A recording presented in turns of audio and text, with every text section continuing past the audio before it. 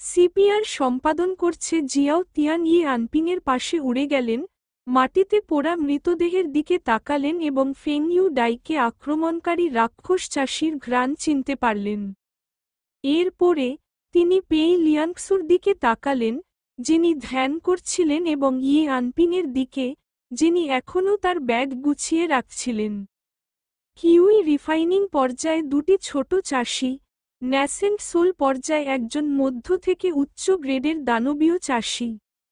দুটি ছোট চাষি মোটেও আঘাতপ্রাপ্ত হয়নি, যখন উচ্চ গ্রেড চাষি একটি স্তূপে পরিণত হয়েছিল কাঠকয়লা। এটা কিভাবে সম্ভব হলো? এটা কি হতে পারে যে চাষি যে মন্ত্রটি ফেলেছিল সে ইতিমধ্যেই চলে গেছে এবং এই দুটি পাশ কাটিয়ে চলে গেছে? জিয়াও তিয়ান বরং এটা বিশ্বাস করবে, কারণ এই দুই যুবকের পক্ষে জাদুকরী বিষ সম্প্রদায়ের রাক্ষস চাষিকে হত্যা করা সম্ভব ছিল না। তাদের স্তরের পার্থক্য উল্লেখ না, এই জুটির ক্ষমতা এমনকি ফেং ইউ ডাইয়ের থেকে সম্পূর্ণ নিকৃষ্ট ছিল। সর্বোপরি তারা কেবল তৃতীয় শ্রেণীর শততম লোটাস সম্প্রদায়ের ছিল, তাই কিভাবে তাদের দক্ষতা বা জাদুকরী অস্ত্র যথেষ্ট শক্তিশালী সেই দানব চাষিকে হত্যা করতে পারে? না, থামো, এখন এই বিষয়টি নিয়ে প্রশ্ন তোলার সময় নয়। ইউ ডাই এখনও তাকে বাঁচানোর জন্য অপেক্ষা করছে, এমনকি এটি সম্পর্কে চিন্তা না করে। সে পেই লিয়াংক্সুর কাছে দৌড়ে গেল এবং তার চুল টেনে ধরল। মেয়ে, আরে মেয়ে, যাই হোক, পেই লিয়াংশু, যিনি ধ্যান করছিলেন, শুধুমাত্র একটি হালকা বাতাস অনুভব করলেন যে তার কানের পাশ দিয়ে বয়ে যাচ্ছে এবং হঠাৎ কেঁপে উঠল, বিভ্রান্তিতে চারপাশে তাকাচ্ছে। সে শুধু অনুভব করল তার মুখে একটা দমকা বাতাস বয়ে যাচ্ছে, তবুও সংবেদনটা ছিল ভয়ঙ্কর এবং অস্বস্তিকর। ভাই, কিছু ঠিক লাগছে না। ইয়ে আনপিং মিশ্র অনুভূতি নিয়ে তার বোনের চুলের দিকে টানা ছোট্ট জিনিসটার দিকে তাকাল। এই ছোট্টটি খুব স্মার্ট ছিল না। সে কি হয়েছে? ইয়ে আনপিং ধাঁধার ভঙ্গি করে জবাব দিলেন। কিছু ঠিক মনে হচ্ছে না, আমি অস্বস্তি বোধ করছি। পেই লিয়াংক্সু ভ্রুকুটি করে আবার তলোয়ার ধরলেন, তার চারপাশের উচ্চ সতর্কতায়। ভাই, আপনি কি মনে করেন যে পৈশাচিক চাষি এখনও বেঁচে থাকতে পারে? সে সম্পূর্ণ মৃত, কিন্তু আমি এখনও অনুভব করি যেন আমার পাশে কিছু আছে। জিয়াও তিয়ান দ্রুত মাথা নাড়ল এবং উদ্বিগ্নভাবে চিৎকার করে বলল, হ্যাঁ, আমি আপনার কাছেই আছি। তাড়াতাড়ি বুঝতে পারো, ঈশ্বর, দয়া করে তাকে আমাকে দেখতে দিন। শুধু ক্ষণিকের জন্য। ঠিক আছে, সত্যি, চিন্তা করবেন না। যদিও তিনি সামান্য জিনিসের কান্না শুনেছিলেন, ইয়ে আনপিংয়ের অভিব্যক্তিটি অবিচল ছিল এবং তিনি কেবল এটি উপেক্ষা করেছিলেন। চলো, আমরা শহরে ফিরে যাই। 100 লোটাস সেক্টে ফেরার সময় হয়েছে। আমার বাবার এখন বিস্ফোরণের সম্ভাবনা বেশি। এটি মনে রেখে পেই লিয়াংক্সু ভয়ে তার কাঁধের মধ্যে তার মাথা টেনে নিয়েছিল। হ্যাঁ, আমরা ছিটকে যাওয়ার পরে প্যাট্রিয়ার্ক এবং অন্যরা নিশ্চয়ই খুব চিন্তিত ছিল। আমরা যখন ফিরে আসব তখন আমরা অবশ্যই শাস্তি পাব, চিন্তা করবেন না। ইয়ে আনপিং কাঁধে তুলে উইউয়ের জেড ট্যাবলেটটি বের করল। যখন আপনি তাকে এই শয়তানি চাষির টোকেনটি দেখান, তখন তিনি কেবল আপনাকে তিরস্কার করবেন না, তবে তিনি আপনাকে পুরস্কৃতও করতে পারেন। কিন্তু আমরা যাওয়ার আগে, আমি শুধু তোমার মা বক্তৃতা দিয়েছিলাম। হুহ, তোমার মা এবার নিশ্চয়ই আমাকে মারবে। আমার মা আমাকে অনেক নষ্ট করে, তাই সময় হলে আমি তোমার জন্য কভার করব। আচ্ছা, চল ফিরে যাই। ঠিক আছে। ইয়ে আনপিং মাথা নেড়ে, কাঁধ ঝাঁকালো, এবং একটি ছোট মাটির মন্ত্র দিয়ে মৃতদেহটিকে প্রকৃতির সাথে মিশে গেল, তারপর শহরের দিকে হাঁটা শুরু করল। পেই লিয়াংশু সংক্ষিপ্তভাবে ইতস্তত করলেন, তারপর এগিয়ে গিয়ে সরাসরি তার হাত ধরলেন। কি ব্যাপার? আচ্ছা, পেই লিয়াংশু লজ্জায় মাথা নিচু করল। চল যাই। ঠিক আছে, যাও না, যাও না।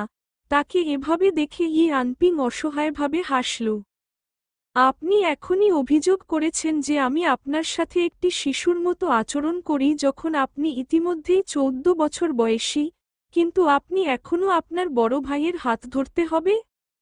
পেই লিয়াংসু তার গাল বুলিয়ে দিল, শুধু আমার হাত ধর। যাও না। এই সময় জিয়াও তিয়ান তার সর্বশক্তি দিয়ে ইয়ে আনপিংয়ের চুল টেনে আনেন। ইয়ে আনপিং তাকে উপেক্ষা করে উত্তর দিল, ঠিক আছে, চল হাত ধরি। আমরা যখন ছোট ছিলাম, আমিও তোকে প্রতিদিন এভাবে কম্পাউন্ডে নিয়ে যেতাম। আচ্ছা, হে হে। জন ধীরে ধীরে এইভাবে ধাপে ধাপে শহরের দিকে হাঁটতে থাকে যখন জিয়াও তিয়ান তাদের পিছনে চিৎকার করতে থাকে, তাদের তার অস্তিত্ব সম্পর্কে সচেতন করার চেষ্টা করে। সেভ ইউ ডাই। কেন কেন তুমি আমাকে দেখতে পাচ্ছ না? ও আমার সাথে কথা বলতে পারে এমন একজনকে খুঁজে পাওয়া এত কঠিন কেন? এই ছোট্ট লোকটি তার কানে কর্কশ কান্না শুনে ইয়ে আনপিং তার চোখ বন্ধ করে, মৃদু নিঃশ্বাস ফেলে এবং থামল। পে লিয়াংশু মাথা ঘুরিয়ে জিজ্ঞেস করল, কি হয়েছে? এখনই কি সোনার ড্রাগন দেখা দেয়নি? হ্যাঁ, কেন? চলুন গিয়ে দেখি, আমরা আর সুযোগ নাও পেতে পারি। ইয়ে আনপিংয়ের কথা শুনে জিয়াও তিয়ানের অশ্রু ফোলা চোখ জ্বলে উঠল, এবং যখন সে তার দিকে তাকাতে মাথা তুলল, তাদের দৃষ্টি মিলল। যখন তারা সরাইখানায় ছিল, তখন সে অনুভব করেছিল যে এই লোকটি তার দিকে কয়েকবার তাকিয়ে আছে। তিনি ভেবেছিলেন এটি একটি কাকতালীয় ঘটনা, কিন্তু এখন, আরে, আপনি আপনি আমাকে দেখতে পাচ্ছেন, বোন? তোমার উড়ন্ত তলোয়ার কোথায়? ভাই, আমি ক্লান্ত, তুমি আমাকে ধরে উড়ে যাও। আরে, বাচ্চা, তুমি কি আমাকে দেখতে পাচ্ছ না? তবুও তাকে উপেক্ষা করে ইয়ে আনপিং মৃদু দীর্ঘশ্বাস ফেলল। তোমার বয়স কত? আমি সত্যিই জানি না তোমার সাথে কি করব। আমি ক্লান্ত, আমাকে জড়িয়ে ধরো। ইয়ে আনপিং মাথা নাড়ল, তারপর পেই লিয়াংসুর কোমরে হাত রাখল, তাকে তার উড়ন্ত তরবারিতে নিয়ে এল এবং দ্রুত বাঁশের বনের দিকে চলে গেল যেখানে ফেং ইউ ডাই ছিল। কারণ এটি খুব বেশি দূরে ছিল না, উড়ন্ত তলোয়ারটি অবতরণ করার সাথে সাথেই অবতরণ করেছিল। যদিও ইয়ে আনপিং ফেং ইউ ডাইয়ের শোচনীয় অবস্থা আশা করেছিলেন, যখন তিনি তার অবস্থা দেখেছিলেন, তখন তিনি গভীরভাবে ভ্রুকুটি করেছিলেন।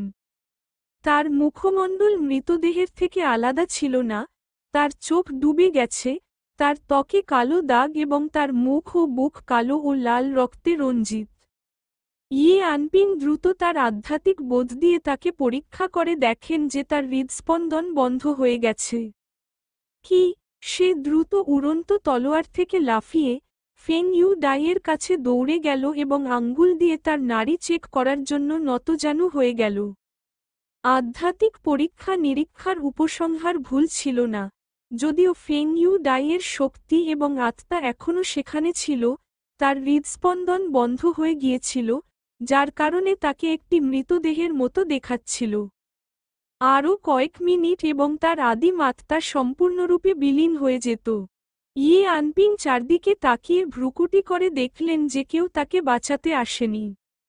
এটা কি প্লট পরিবর্তিত হতে পারে, ওরা উইউকে মেরেছে বলে? নাকি তার এবং পেই লিয়াংসুর অনুশীলন একটি প্রজাপতি প্রভাব তৈরি করেছিল যা প্লটটিকে উল্টে দিয়েছিল কারণ তিনি এটি জানতেন?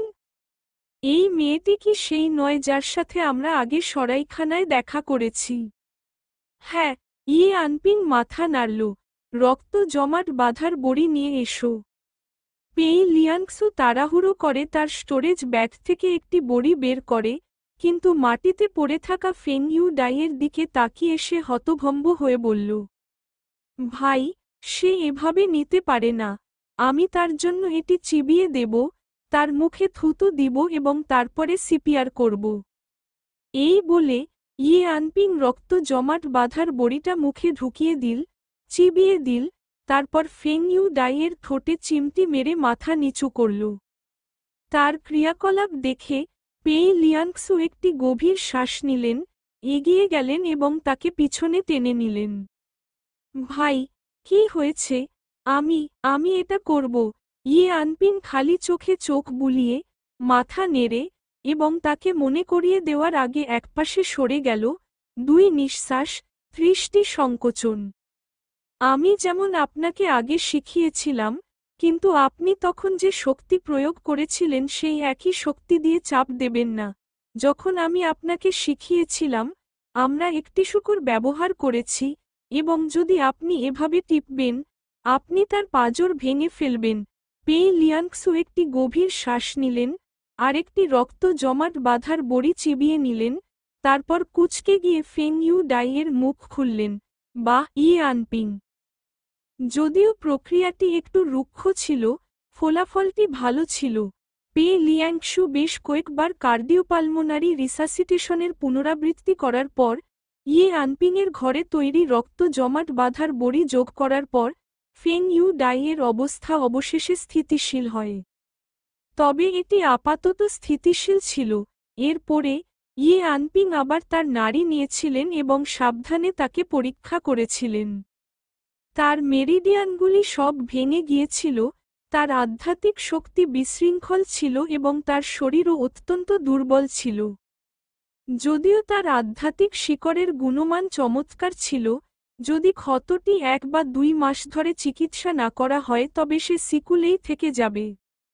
যাই হোক, ব্ল্যাক স্টার সম্প্রদায়ের শিষ্যদের সমাবেশ হতে মাত্র 2 মাস বাকি ছিল। এই পরিস্থিতিতে, ফেং ইউ ডাই অবশ্যই এই সমাবেশটি মিস করবেন এবং পরবর্তীটির জন্য আরও 5 বছর অপেক্ষা করতে হবে। এখন সবচেয়ে ভালো উপায় ছিল তাকে 100 লোটাস সেক্টে ফিরিয়ে নিয়ে যাওয়া, তার বাবাকে তার আঘাতের চিকিৎসা করানো এবং তারপর তাকে ব্ল্যাক স্টারে পাঠানো। তবে এই ক্ষেত্রে, 100 লোটাস সেক্ট সেই নায়কের সাথে যুক্ত হবে যার ঝামেলা আকর্ষণ করার প্রবণতা ছিল। কি বিশৃঙ্খলা!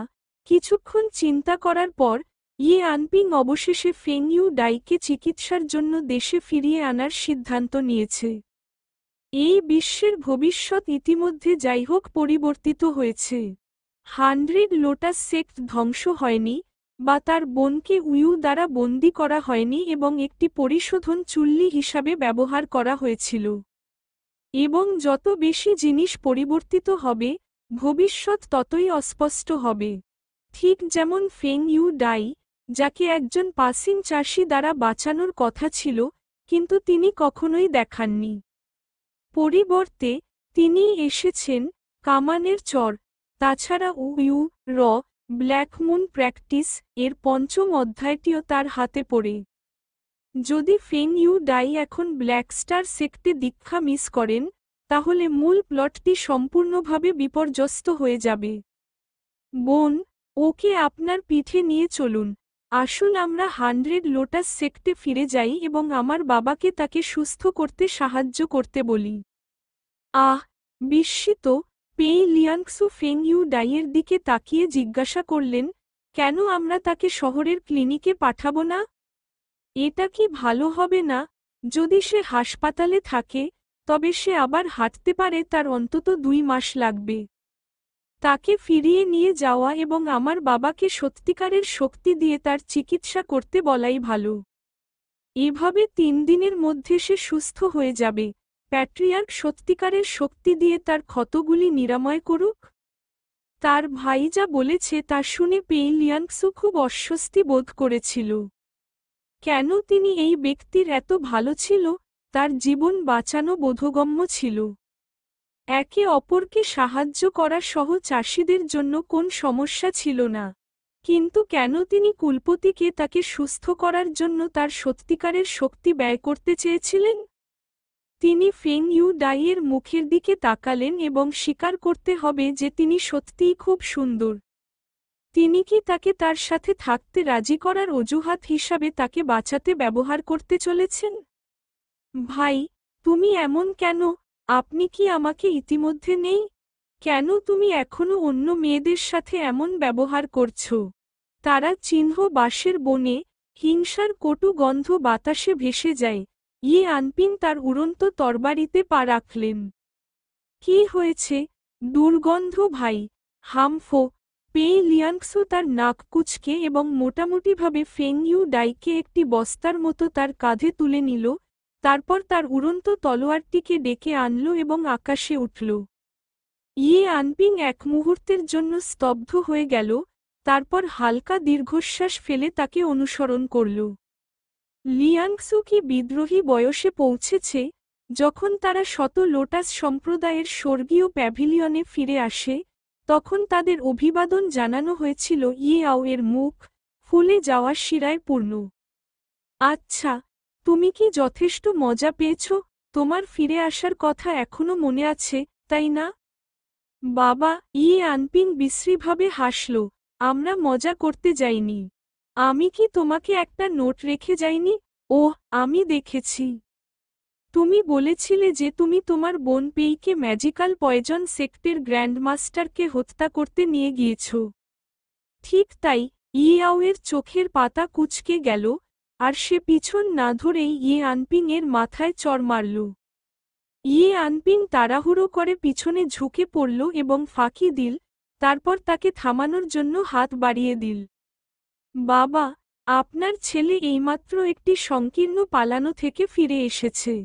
আলিঙ্গনের পরিবর্তে আপনি আমাকে একটি চড় দিচ্ছেন, হিস ইউ বদমাশ। এই সময়ে পিছনের ঘরে থাকা কংইউলান মনে হল হইচই শুনে বেরিয়ে গেল।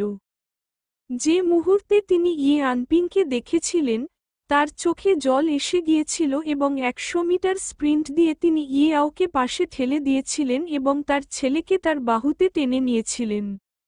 আহ, আমার পিং, তুমি কি আহত? তিনি উদ্বিগ্নভাবে ইয়ে আনপিংয়ের কলার টেনে ধরেছিলেন, তাকে সমস্ত কিছু পরীক্ষা করেছিলেন। আমি আপনার জন্য উদ্বিগ্ন ছিলাম। আপনি যখন বলেছিলেন যে আপনি ম্যাজিক্যাল পয়জন সেক্টের মাস্টারকে খুঁজে বের করতে যাচ্ছেন, তখন আমি এতটাই চিন্তিত হয়েছিলাম যে আমি কয়েকদিন ধরে কেঁদেছিলাম, আপনি জানেন।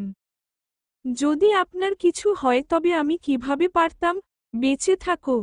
ইয়ে আনপিংকে কংইউলান কয়েক ধাপ পিছিয়ে দিয়ে অসহায়ভাবে উত্তর দিল, মা, আমি কি এখন ফিরে আসিনি এবং ম্যাজিক্যাল পয়জন সেক্ট গ্র্যান্ডমাস্টারও মারা গেছে?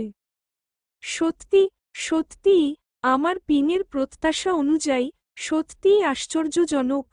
কংইউলান হাসতে হাসতে চোখ বুলিয়ে, ইয়ে আনপিংয়ের মাথা ঘষে, এবং তার মুখে কয়েকটি লিপস্টিক প্রিন্ট লাগালো, আপনি ফিরে এসেছেন, এটা ভালো, ভালো আপনি ফিরে এসেছেন। একপাশে ফেলে, ইয়ে আও মা ও ছেলেকে এক নজরে দেখেছিল, ইউলান, এই বাচ্চাটা শুধু কিছু মজা করার জন্য লুকিয়েছিল। সে যদি সত্যিই ম্যাজিক্যাল পয়জন সেক্টের গ্র্যান্ডমাস্টারের সাথে দেখা করে, তাহলে সে কি এখনও ফিরে আসতে পারবে? কেন নয়? কংইউলান ভ্রুকুটি করে তার দিকে ফিরে তাকালো, আমার পিং খুব শক্তিশালী। আপনার পিং শুধুমাত্র কি পরিশোধনের তৃতীয় স্তরে রয়েছে? কিউই রিফাইনিং এর তৃতীয় স্তরে কি সমস্যা? একটি কিউই রিফাইনিং তৃতীয় স্তরের চাষি কোর ফরমেশন পর্যায়ে কারো সাথে দেখা করছেন, তিনি। ইয়ে আও একটি দীর্ঘ নিঃশ্বাস নিয়ে বললেন, এই শিশুটি যদি সত্যিই ম্যাজিক্যাল পয়জন সেক্টের গ্র্যান্ডমাস্টারকে হত্যা করে, আমি অবিলম্বে 30 বার কওত। কংইউলান তাকে উপেক্ষা করে জিজ্ঞেস করল, পিং, তুমি কি ক্ষুধার্ত? তুমি কি খেতে চাও? মা তোমার জন্য রান্না করবে, চলো একটু অপেক্ষা করি। ইয়ে আনপিং আলতো করে কংইউলানকে দূরে ঠেলে দিল, যে তাকে জড়িয়ে ধরেছিল, এবং তারপর তার বৃদ্ধের দিকে ভ্রু তুলে বলল, বাবা, আপনি তাই বলেছেন। আহ, ইয়ে আও ফিরিয়ে নেওয়া হয়েছিল, তারপর মাথা নেড়েছিল। হ্যাঁ, বলেছি, তাই কি? একটু মুচকি হেসে সে ডান হাত দিয়ে ইশারা করল এবং তার স্টোরেজ ব্যাগ থেকে ম্যাজিক আইটেম এবং আইডেন্টিটি ট্যাবলেটগুলো একে একে বের করে ইয়ে আওকে দেখালো। ইয়ে আনপিং যে জিনিসগুলি বের করে নিয়েছিল তা দেখে ইয়ে আও হতবাক হয়ে গেল, তারপরে সেগুলি নিতে এবং একে একে পরীক্ষা করার জন্য এগিয়ে গেল। এগুলি কেবলমাত্র উন্নত চাষিদের হাতে জাদুর হাতিয়ার এবং পরিচয় ট্যাবলেটের সত্যতা নিশ্চিত করার পরে, তার মুখের অভিব্যক্তি হিম হয়ে গেল এবং তিনি গম্ভীরভাবে ভ্রুকুটি করলেন। আপনি এই জিনিসগুলি কোথা থেকে পেলেন? আমি তোমাকে বলেছিলাম, ম্যাজিক্যাল পয়জন সেক্টের গ্র্যান্ডমাস্টার থেকে। ইয়ে আনপিং কাঁধে তুলে বললেন, আমি যাকে লিয়াংক্সুর সাথে মেরেছি সে যেন ন্যাসেন্ট সোল স্টেজ বা দেরি কোর ফরমেশনের কাছাকাছি একজন চাষি হওয়া উচিত। সে উইউ নামে পরিচিত ছিল এবং আমি তার আসল নাম জানি না। তুমি আর ছোট পেই, ইয়ে আও পেই লিয়াংক্সুর দিকে তাকালো, যিনি বাইরে অপেক্ষা করছিলেন, এখনও অবিশ্বাসের মধ্যে। কিভাবে আপনি দুই কিউই রিফাইনিং চাষিরা মূল গঠন পর্যায়ে কাউকে হত্যা করলেন? এটি একটি দীর্ঘ গল্প, আমি আপনাকে পড়ে ধীরে ধীরে বলবো, তবে তার আগে, ইয়ে আনপিং থেমে গেলেন, তারপরে মাথা ঘুরিয়ে পেই লিয়াংক্সুর দিকে তাকালেন, তাকে ফেং ইউ ডাইকে ভিতরে আনতে ইশারা করলেন। পেই লিয়াংক্সু বুঝতে পেরেছিলেন, এবং অনিচ্ছায় তার ঠোঁট তাড়ালেন, তিনি ফেং ইউ ডাইকে সমর্থন করলেন, যিনি দরজার দিকে ঝুঁকেছিলেন, তারপর জোর করে তাকে ইয়ে আওর সামনে ছুঁড়ে মারলেন। একটি ধাক্কা দিয়ে, ফেং ইউ ডাই পড়ে গেল এবং দুবার রিবাউন্ড করল। ইয়ে আনপিং হতবাক হয়ে গিয়েছিলেন, ভাবছিলেন কেন তিনি নরম হতে পারছেন না, কিন্তু তারপরে তিনি এটিকে কাটিয়ে উঠলেন এবং জিজ্ঞাসা করলেন, বাবা, আপনি কি দয়া করে তাকে সুস্থ করতে আপনার সত্যিকারের শক্তি ব্যবহার করতে পারেন? ইয়ে আও কং ইউলানকে ফেং ইউ ডাইকে পিছনের ঘরে নিয়ে যেতে দেখেছেন, তারপরে ঐন্দ্রজালিক শিল্পকর্মগুলি দেখেছেন এবং ইয়ে আনপিং এনে আইডেন্টিটি ট্যাবলেটটি তার নাকের ব্রিজটি চিমটি দিয়েছিল যেন কষ্টে আছে। তারপর, তিনি পেই লিয়াংক্সুর দিকে তাকালেন, ছোট পেই, তাদের অনুসরণ করুন এবং সেই মেয়েটিকে সাহায্য করুন। হ্যাঁ, পেই লিয়াংক্সু ভয়ে মাথা নাড়ল, গোপনে তার ভাইয়ের দিকে তাকাল, তারপর সালাম দিয়ে তার হাত কাঁপিয়ে পিছনের ঘরে চলে গেল। সে চলে যাওয়ার পর, ইয়ে আও ইয়ে আনপিংকে হেভেনলি প্যাভিলিয়নের পাশে চায়ের টেবিলে নিয়ে গেল এবং তাকে এক কাপ চা ঢেলে দেওয়ার উদ্যোগ নিল। ইয়ে আও অনুভব করেছিলেন যে এই মুহূর্তে তার মন কিছুটা বিভ্রান্ত ছিল, কেন ম্যাজিক্যাল পয়জন সেক্টের গ্র্যান্ডমাস্টার অমর চাষি পরিবারের লুকানো রাজ্যে এসেছিলেন তা উল্লেখ করার মতো নয়। তিনি যেটা সবচেয়ে বেশি বুঝতে পারেননি তা হল ইয়ে আনপিং এবং পেই লিয়াংক্সু। তারা শুধুমাত্র একটি মূল গঠন পর্যায়ের দানবীয় চাষিকে হত্যা করতে সক্ষম হবে না, তবে তাদের এমন একজন ব্যক্তিকে আহত করার ক্ষমতাও থাকা উচিত নয়।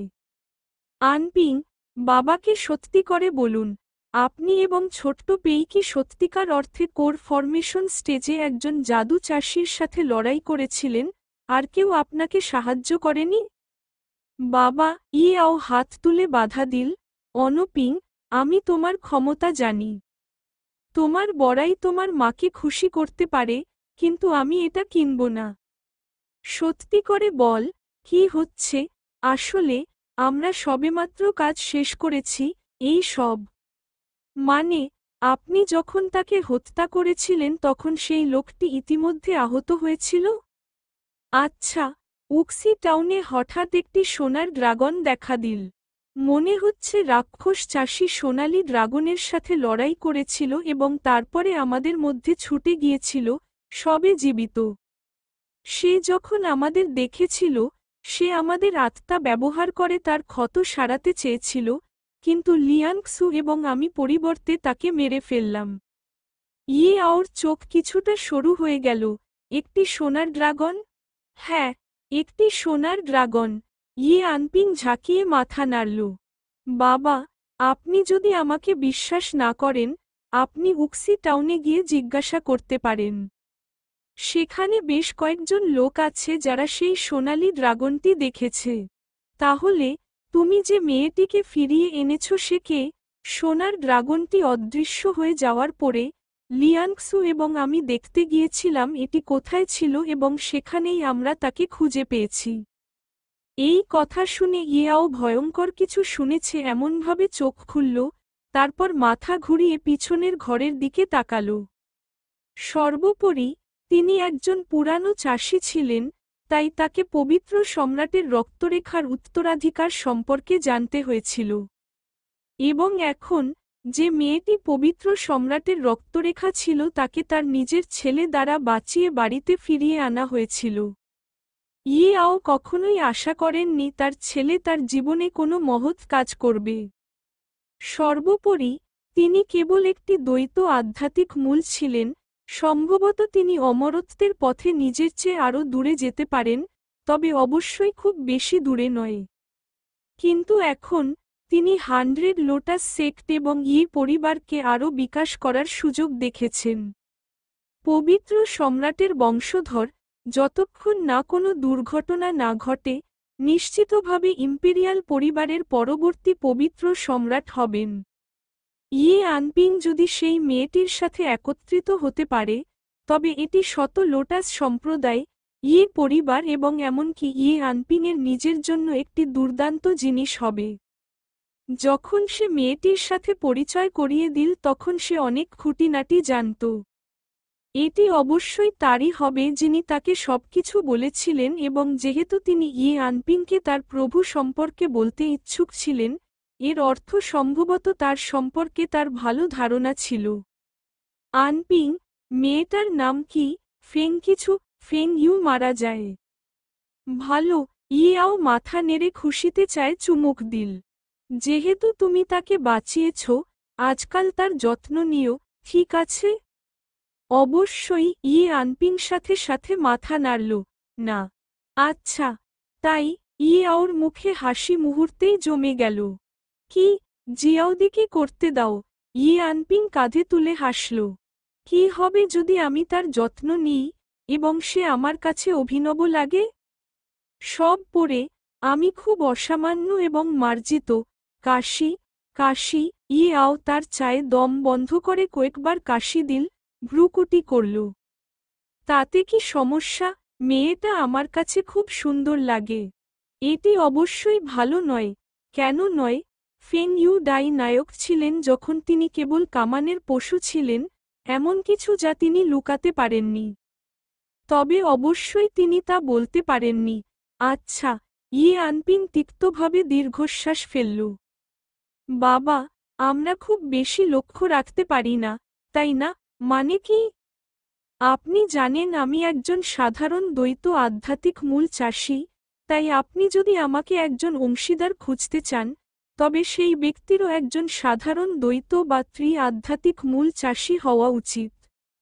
যদি স্বামী এবং স্বামীর মধ্যে চাষ দক্ষতার পার্থক্য বহু অনেক বেশি, দম্পতির স্থায়িত্বের অভাব হবে। আমি তোমার মতো স্বামী হতে চাই না, বাবা, বিয়ের পর। হেনপেকড মানে কি? হেনপেকড মানে স্ত্রী নিয়ন্ত্রণে আছে। নিয়ন্ত্রিত স্ত্রী কি? এটি এরকম, আমি স্বর্গ বা পৃথিবীতে কিছুই ভয় করি না, আমি কেবল আমার স্ত্রীর হেনপেকিং ভয় পাই।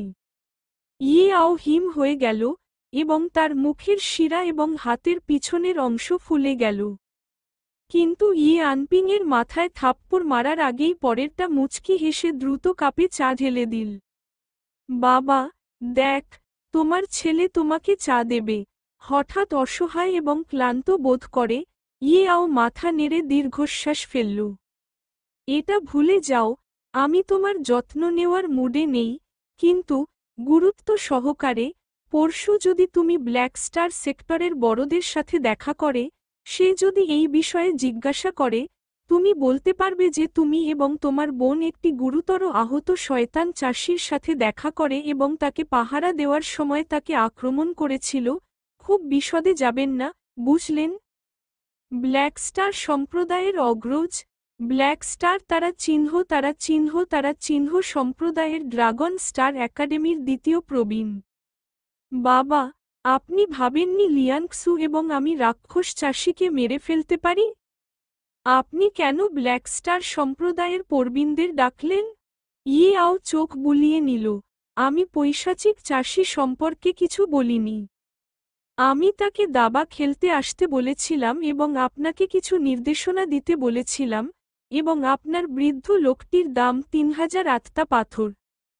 তার বৃদ্ধ লোকটি বেশ অহংকারী হয়ে উঠল। ঠিক আছে। আনপিং তার চা পান করলেন, তারপর উঠে দাঁড়ালেন। বাবা, আমি এখন আমার রুমে যাব। আমি ক্লান্ত। ঠিক আছে। পিছনের কক্ষে কং ইউলান ফেং ইউ ডাইয়ের সাথে তার গত 1 বছরের জন্য সঞ্চিত সত্যিকারের শক্তির সাথে চিকিৎসা করেছিলেন, তারপর তাকে স্বর্গীয় প্যাভিলিয়নের একটি অতিথি কক্ষে নিয়ে যান। পেই লিয়াংসু এখন পর্যন্ত ফেং ইউ ডাইয়ের উপর নজর রাখছিলেন। কেন সে এখানে থাকল? পেই লিয়াংসু কেবল চিন্তিত ছিল যে তার ভাই তার সাথে দেখা করতে আসবে। যদি তিনি ফেং ইউ ডাই দেখতে আসেন তবে তাকে সেখানে থাকতে হবে। যাই হোক, এখন বিছানায় শুয়ে থাকা তার দিকে তাকিয়ে সে কেবল তার হৃদয় কম্পিত ব্যথা অনুভব করেছিল। ভাই তো তাকে ওই শহরে রেখে যেতে পারতেন, তাহলে তাকে ফিরিয়ে আনলেন কেন? এবং তাছাড়া সে একজন গুণমান স্বর্গীয় আধ্যাত্মিক মূল ছিল। সেও খুব সুন্দর ছিল এবং প্রায় তার ভাইয়ের মতোই বয়সের। পেই লিয়াংসু এটা নিয়ে ভাবতে গিয়ে আরও রাগান্বিত হয়ে ওঠে। অবশেষে সে এতটাই রেগে গেল যে সে তার স্টোরেজ ব্যাগ থেকে একটি ছোরা নিয়ে একটি আপেলের খোসা ছাড়তে লাগল। Click click. আপেলের খোসা ছাড়ানোর অশুভ শব্দ শুনে ফেং ইউ ডাই ধীরে ধীরে চোখ খুললেন। সে হতভম্ব হয়ে চারদিকে তাকাল। 100 লোটাস সেক্টের পথে পেই লিয়াংসু দ্বারা বহন করার সময় তিনি বেশ কয়েকবার জেগেছিলেন, তাই তিনি মনে করেছিলেন যে তিনি তার দ্বারা রক্ষা পেয়েছেন। পেই লিয়াংসুকে দেখে মৃদুস্বরে ডাকল, মিস পেই। শীতলভাবে পেই লিয়াংসু তার ছুরি থামিয়ে খোসা ছাড়িয়ে নিল। আপনি কি জেগে আছেন? হ্যাঁ, আমি জেগে আছি। আচ্ছা, সিওরি নামের একটা মেয়ে পড়ে তোমার দেখাশোনা করতে আসবে। তোমার কি দরকার তাকে বলো। আমার ভাইকে বিরক্ত করবেন না, বুঝলেন? দেখে যে পেই লিয়াংসু চলে যেতে চলেছে, ফেং ইউ ডাই দ্রুত তার কাছে পৌঁছে গেল। অপেক্ষা করুন, মিস পেই। এটা কি? আচ্ছা। ফেং ইউ ডাই লাজুকভাবে তার ঠোঁট তাড়াল। আমাকে বাঁচানোর জন্য ধন্যবাদ। HMPH। পে লিয়াংসু নাক ডাকল এবং তাকে ছুড়ে দিল যে আপেলটি সে খোসা দিয়েছিল যতক্ষণ না কোরটি অবশিষ্ট ছিল। এই নাও, আমি তোমার জন্য একটা আপেল খোসা দিয়েছি। তারপর তিনি পিছনে না তাকিয়ে রুম থেকে বেরিয়ে যান। পরের দিন, টিক টিক, শিশির ফোঁটা জলাশয়ে পড়ার ইথারিয়াল শব্দ ঘরের পরিবেশকে অসাধারণভাবে শান্ত করে তুলেছিল। জানালার পাশে বিছানায় ফেং ইউ ডাই তার চোখ খুললেন এবং বাইরের দিকে তাকাতে তার মাথা ঘুরিয়ে দিলেন। আকাশ ধূসর ছিল এবং সে কখন বলতে পারে না। জানালার সিলে বসে জিয়াও তিয়ান লক্ষ্য করল যে সে জেগে আছে এবং বিছানার কাছে উড়ে গেছে। উদ্বিগ্ন মুখে জিজ্ঞেস করেছে, ইউ ডাই, কেমন আছো? কিছু ব্যথা করছে? ফেং ইউ ডাই তার মুঠি মুঠো করার চেষ্টা করেছিল, তারপর বিছানা থেকে উঠতে সরে গিয়েছিল, কিন্তু যখন সে উঠে দাঁড়ায়, তার পা বেরিয়ে যায় এবং সে আবার বসে পড়ে।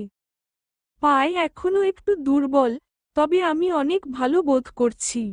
জিয়াও তিয়ান তার কাঁধের কাছে উড়ে গেল, তার মাথার উপর হেলান দিয়ে বলল, ইউ ডাই, আপনি জানেন না পরিস্থিতি কতটা বিপজ্জনক ছিল। যদি সেই বাচ্চা এবং তার বোন 1 ঘন্টা পরে আসে, তবে আপনার আদি মাত্রা পুরোপুরি হয়ে যেত।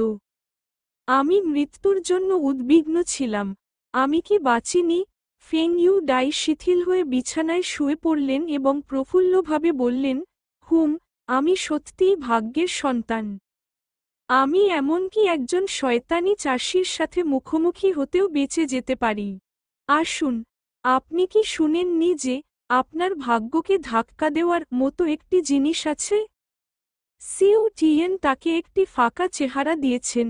কি, তুমি কি আমাকে বলনি যে আমি স্বর্গের আদেশের ধারক? প্রকৃতপক্ষে আপনার কাছে স্বর্গের আদেশ এবং পবিত্র সম্রাটের রক্তরেখা আছে, তাই আপনি আমাকে দেখতে সক্ষম, কিন্তু আপনি কি জানেন যে বাচ্চারা আপনাকে বাঁচিয়েছিল তারা কি করেছিল? তারা কি করেছে? জিয়াও তিয়ান বাঁকা হাসি হেসে বললেন, ওরা সেই রাক্ষসী চাষিকে মেরেছে যে তোমাকে আক্রমণ করেছিল। আমি দেখেছি সেই রাক্ষসটি তাদের দুজনের দ্বারা পুড়ে ছাই হয়ে গেছে। এক মুহূর্তের জন্য ফেং ইউ ডাই ভেবেছিলেন যে তিনি এটি ভুল শুনেছেন এবং তিনি জিজ্ঞাসা করলেন, সেই রাক্ষস চাষি কি ইতিমধ্যেই ন্যাসেন্ট সোল পর্যায়ে পৌঁছেনি? আসলে, জিয়াও তিয়ান মাথা নেড়ে বললেন, আমি এখনো বিশ্বাস করতে পারছি না। এই বাচ্চাদের আধ্যাত্মিক শিকড় বিশেষভাবে অসামান্য নয়, কিন্তু তাদের চাষের গতি তাদের সমবয়সীদের তুলনায় অনেক বেশি। ছেলেটি কিউ রিফাইনিংয়ের তৃতীয় স্তরে পৌঁছেছে, 15 বছর বয়সে স্টেজ, এবং ছোট্ট মেয়েটি মাত্র 14 বছর বয়সে কিউই রিফাইনিং স্টেজ সম্পূর্ণ করেছিল। ইয়ে আনপিং একটি পঙ্গপাল গাছের নিচে বসে মুখ ফুকিয়ে হাঁপাচ্ছিলেন। তার আন্ডারশার্ট এতটাই ঘামে ভিজে গিয়েছিল যে যদি সে এটি মুড়িয়ে দেয় তবে এটি বেশ কয়েকটি বড় বাটি পূর্ণ করতে পারে। তার ক্লান্তির তুলনায় পেই লিয়াংসু, যিনি তার খেলার সঙ্গী ছিলেন, তার কপালে মাত্র কয়েক পুঁতি ঘাম এবং তার গালে সামান্য ব্লাশ ছিল, দেখে যে সে এখনও তার সমস্ত শক্তি প্রয়োগ করেনি। প্রকৃতপক্ষে, ইয়ে আনপিং অনেক আগে থেকেই জানতেন যে এমন একটি সময় আসবে যখন তিনি আর তার সঙ্গী হিসেবে কাজ করতে পারবেন না, কিন্তু তবুও, এই দিনটি এত তাড়াতাড়ি আসবে সে আশা করেনি। একই রাস্তায় ছুটে গেলে, প্রতিভা এবং কামানের চরণের মধ্যে ব্যবধান আরও প্রশস্ত হবে। তবে তিনি হতাশ হননি, বরং, তিনি বেশ কৃতিত্বের অনুভূতি অনুভব করেছিলেন, যেন তার মেয়ে বড় হয়েছে, দেখো, আমি তাকে এটাই শিখিয়েছি, দেখ সে কত ভালো। এটি একটি দুঃখের বিষয় যে কৃতিত্বের অনুভূতি তারই ছিল যিনি নিজেকে সম্পন্ন করেছেন। ওয়াং এনশি এর উন্ডেড জংইয়ং তারা চিহ্ন সবার কাছে পরিচিত ছিল, এবং সেই ক্ষেত্রে 100 লোটাস সেক্ট বা ইয়ে আনপিং এর নিজের পেই লিয়াংসু সরবরাহ করার সম্পদ ছিল না। তার অত্যন্ত বিরল একক জলের আধ্যাত্মিক মূলের চাষ পদ্ধতি এবং পরিবেশ সম্পর্কিত খুব কঠোর প্রয়োজনীয়তা ছিল। তাছাড়া, তিনি ইতিমধ্যেই কিউই রিফাইনিং সম্পন্ন করেছেন এবং শীঘ্রই ফাউন্ডেশন বিল্ডিং পর্যায়ে প্রবেশ করতে যাচ্ছেন। একবার সে সেই পর্যায়ে প্রবেশ করলে, সেটা স্পিরিট পাথরের চাহিদাই হোক বা ভূমির অত্যন্ত ঠান্ডা শক্তির প্রয়োজনই হোক না কেন, সবকিছুই দ্রুত বৃদ্ধি পাবে। সেই সময়ে, যদি ইয়ে আনপিং তার বাবাকে পেই লিয়াংশুকে সম্প্রদায়ের সমস্ত প্রশিক্ষণের সংস্থান দিতে না পারেন, তার আরও উন্নতি করতে কঠিন সময় লাগবে।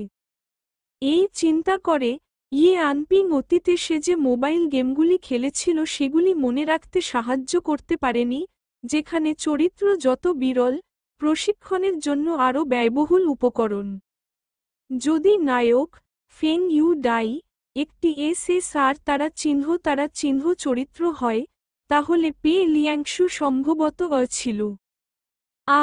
আমি এটা আর সামর্থ্য করতে পারি না, আমি এটা বহন করতে পারি না। আপনি কি সামর্থ্য করতে পারেন না? পেই লিয়াংসু তার তলোয়ার সরিয়ে রাখল, তার পিছনে হাঁটু গেড়ে বসল এবং তাকে শিথিল করতে সাহায্য করার জন্য আলতো করে তার কাঁধ চেপে ধরল। ভাই, আপনি কি একটু দানবকে পোষা প্রাণী হিসেবে রাখতে চান? কেন আমরা বাজারে কেনাকাটা করতে যাই না? গতবার আমি একজন পাখি বিক্রেতাকে দেখেছিলাম যে দেখতে ভালো। ওহ, আমি এই ছোট জিনিসগুলিতে আগ্রহী নই, ইয়ে আনপিং মাথা নেড়ে উত্তর দিল, আমি যা বোঝাতে চেয়েছি তা হল শীঘ্রই, আমি আপনাকে আর সমর্থন করতে পারব না। পেই লিয়াংশু তার গাল ফুকিয়ে ফুপিয়ে উঠল, এই ভেবে যে সে অবশ্যই তাকে একটি পোষা প্রাণীর সাথে তুলনা করছে। কিন্তু দ্বিতীয় চিন্তায়, তার ভাইয়ের পোষা প্রাণী হওয়াটাও খুব ভালো ছিল, তাই সে মজা করে বলেছিল, কেন আপনি এটা সামর্থ্য করতে পারছেন না? আমি বড় করা সহজ, আমার শুধু ঘুমানোর জায়গা, দিনে 3 বার খাবার এবং পোষা প্রাণীর প্রয়োজন। এবং সময়ে সময়ে আলিঙ্গন করা সেই ছোট দানব এবং পাত্রযুক্ত গাছের চেয়ে আমাকে বড় করা অনেক সহজ। তার কথা শুনে, ইয়ে আনপিং আবার দীর্ঘশ্বাস ফেলে বললেন, এই বছরগুলিতে আমি আপনার জন্য প্রচুর আত্মা পাথর ব্যয় করেছি। আপনি আমার জন্য কত খরচ করেছেন, আমি আপনাকে সব ফিরিয়ে দেব। আমি অনেক স্পিরিট স্টোন সংরক্ষণ করেছি, আসুন, আপনার ছোট্ট পিগি ব্যাংকে কত থাকতে পারে? ইয়ে আনপিং কাঁধ ঝাঁকালো, কিছুক্ষণ চিন্তা করে বলল, আমাকে যদি গণিত করতেই হয়, আমি তোমার জন্য অন্তত 50,000 আত্মা পাথর খরচ করেছি। হুহ, 50,000। আপনি সাধারণত যে ওষুধ পান করেন তার মধ্যে একটি হল ব্ল্যাক আইস লোটাস। বাজারে একটি গাছের দাম 5 বা 600 স্পিরিট স্টোন। আপনি 7 বছর বয়স থেকে এই ওষুধটি খাচ্ছেন এবং বছরে 12টি গাছ ব্যবহার করতে হবে, এবং 50,000ও যথেষ্ট হবে না। পে লিয়াংশু একটু হতবাক। সে জানত যে তার ভাই তাকে প্রতিদিন কিছু না কিছু বড়ি দেয়, কিন্তু সে ভেবেছিল এটি মাত্র কয়েক হাজার আত্মা পাথর। তিনি সত্যিই আশা করেননি যে তিনি এতটা ব্যয় করবেন। তার অভিব্যক্তি দেখে ইয়ে আনপিং ঠাট্টা করে বললেন, বোন, আমি তোমার জন্য অনেক আধ্যাত্মিক পাথর খরচ করেছি। তোমার কি বলার আছে? পেই লিয়াংসু অস্বস্তিতে তার ঠোঁট তাড়াল এবং তার চোখ হঠাৎ জলে উঠার আগে কিছুক্ষণ চিন্তা করল। তারপর তিনি হাসিমুখে জিজ্ঞাসা করলেন, ভাই, আপনি আমার মূল্য কত মনে করেন? আমি কি আপনার ঋণ পরিশোধ করার জন্য নিজের জন্য একটি বিক্রয় দলিল লিখব? ইয়ে আনপিং তাকে একটি ফাঁকা চেহারা দিয়েছে এবং তার হাত নেড়েছে। কে আপনার বিক্রয় দলিল চায়? তুমি এটা চাও না? পেই লিয়াংসু হতাশ হয়ে চোখ নামিয়ে নিল। হতভম্ব হয়ে ইয়ে আনপিং ভ্রুকুটি করে জিজ্ঞেস করল, কি? তুমি কি খুশি হয়েছ নিজেকে আমার কাছে বিক্রি করে? সবচেয়ে ভালো হবে যদি সে তাকে বিয়ে করত, কিন্তু নিজেকে বিক্রি করাও কাজ করে। পেই লিয়াংসু তার তর্জনী তুলে বলল, না, ঋণ পরিশোধ করাটাই স্বাভাবিক। আমি এত টাকা ফেরত দিতে পারবো না স্পিরিট স্টোন, তাই তোমার কাছে নিজেকে বিক্রি করা ছাড়া আমার আর কোন উপায় নেই, না? তাহলে এখন তোমার ওজন কত? প্রায় 42 কিলো। শুয়োরের মাংসের বাজার মূল্য প্রতি কিলো 4টি স্পিরিট স্টোন, এবং আপনার মূল্য 100। ভাই, পেই লিয়াংসু তার ভ্রু তুললেন, তারপরে হাত বাড়িয়ে ইয়ে আনপিংয়ের মুখ চেপে ধরলেন, এটি একটি বড় প্যানকেকের মতো চেপে ধরলেন। তুমি শূকর। ইয়ে আনপিং হেসে তার হাত ধরল। ঠিক আছে, ঠিক আছে, আর জোকস নয়। HMPH, আমি এটা বলতে চাচ্ছি, ভবিষ্যতে আপনি যদি 100 লোটাস সেক্টে থাকেন তবে আপনি আপনার চাষের উন্নতি করতে পারবেন না। গতকাল আমি আপনাকে ব্ল্যাক স্টার সেক্টে পাঠানোর কথা ভাবছিলাম। ব্ল্যাক স্টার সেক্ট, ঠিক আছে, এটি সর্বোপরি 5টি মহান সম্প্রদায়ের মধ্যে একটি, এবং এটির শতভাগ লোটাস সম্প্রদায়ের চেয়েও বেশি সম্পদ রয়েছে। ঠিক আছে, চল একসাথে যাই।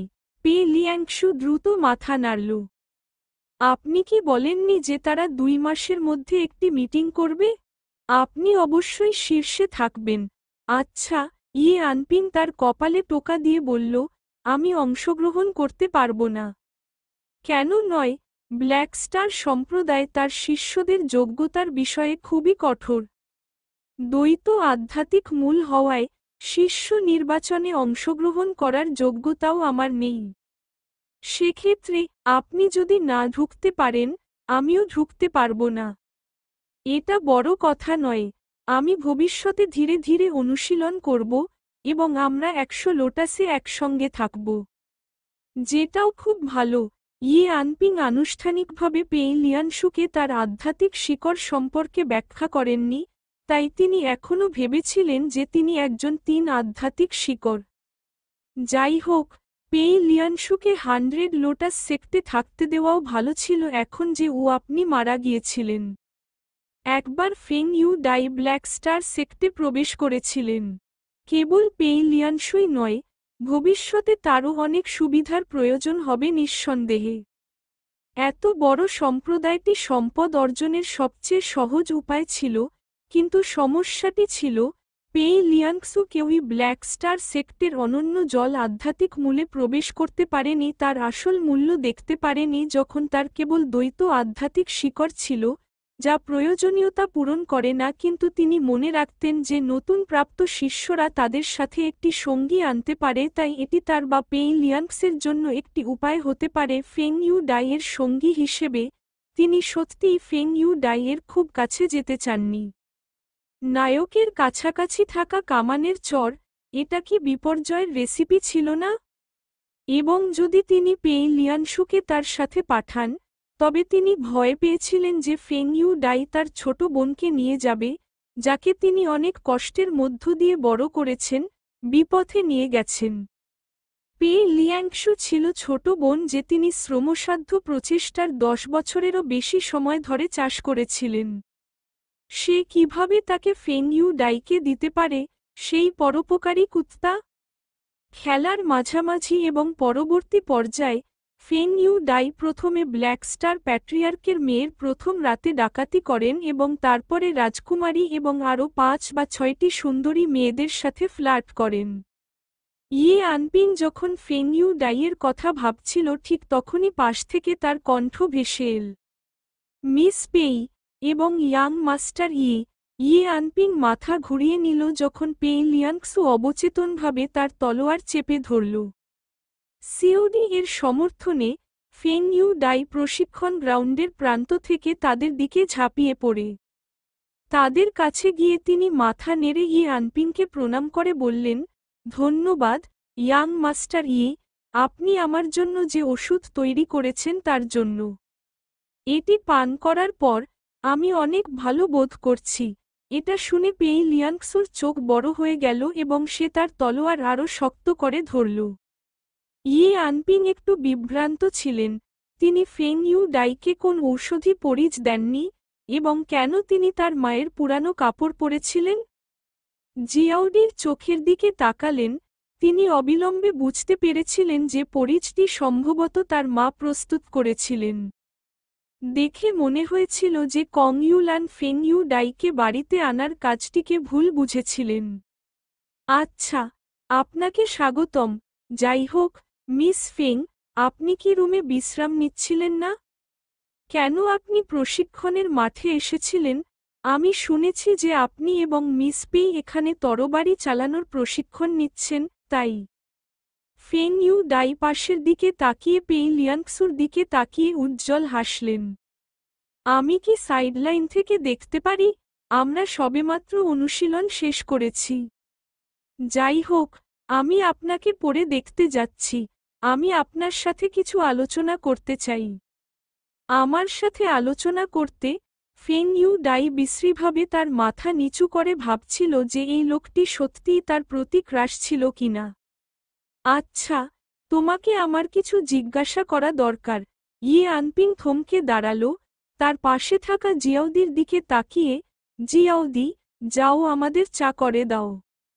সিওডি মাথা নাড়ল, কিন্তু তার চোখের পলক নিয়ে সে দ্রুত যোগ করল, ইয়াং মাস্টার, মিস ফেং এখন একা হাঁটতে পারে না, তাকে সমর্থন করা দরকার। আপনি কি দয়া করে তাকে সাহায্য করবেন? দরকার নেই, দরকার নেই। ফেং ইউ ডাই বিনয়ের সাথে প্রত্যাখ্যান করলেন কিন্তু তারপর থেমে গেলেন, আবার লাজুকভাবে পেই লিয়াংসুর দিকে তাকালেন এবং বললেন, আচ্ছা, পুরুষ এবং মহিলা আলাদা। আসুন আমরা ইয়াং মাস্টার ইয়েকে বিরক্ত করি না। সম্ভবত মিস পেই আমাকে সাহায্য করতে পারে। পেই লিয়াংসুর দিকে তার দৃষ্টি দেখে, ইয়ে আনপিং তাৎক্ষণিকভাবে বুঝতে পেরেছিলেন যে তিনি কি ভাবছেন। তিনি সম্ভবত ইতিমধ্যে তার বোন একটি অভিনব গ্রহণ। অবিলম্বে ফেং ইউ ডাইয়ের ভদ্র প্রত্যাখ্যান উপেক্ষা করে, তিনি এগিয়ে যান, তার হাত ধরেন এবং তাকে কাছের গেজেবোতে টেনে নিয়ে যান। মিস ফেং, আমাকে সাহায্য করুন। ফেং ইউ ডাই অবচেতনভাবে দূরে সরে যেতে চেয়েছিল কিন্তু ইয়ে আনপিং তাকে আরও শক্ত করে টেনে নিয়েছিল। ইয়াং মাস্টার এই।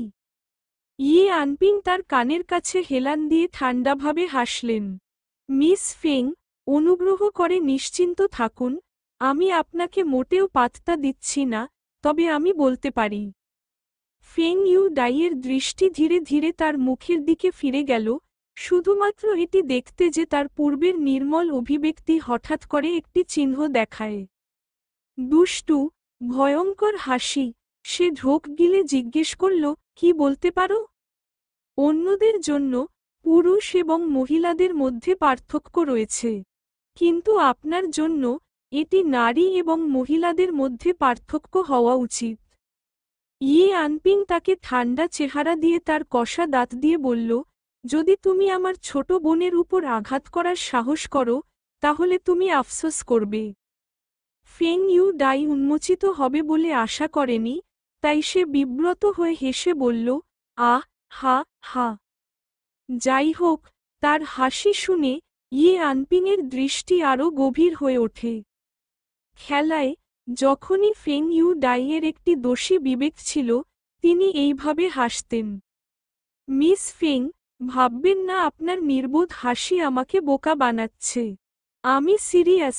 ফেং ইউ ডাই এক মুহূর্তের জন্য থামলেন এবং দ্রুত উত্তর দিলেন, ইয়াং মাস্টার আমি শুধু মিস পেইকে খুব প্রশংসা করি, আপনি সত্যিই ভুল বুঝেছেন।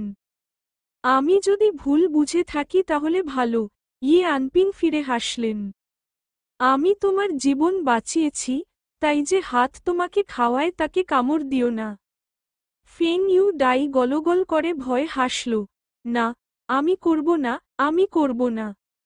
এই মুহূর্তে তিনি অনুভব করেছিলেন যে এই ব্যক্তিটি ভয়ঙ্কর। তিনি স্পষ্টতই কিউ রিফাইনিং পর্যায়ে একজন চাষী এবং দ্বৈত আধ্যাত্মিক শিকড় সহ একজন মধ্যম ব্যক্তি ছিলেন। আপনি এটিকে যেভাবে দেখেন না কেন, তিনি একজন ভানকারী হওয়া উচিত, কিন্তু তবুও তিনি তার মাস্টার, গ্রেট তাইক্সুর মতো একটি আভা প্রকাশ করেছেন।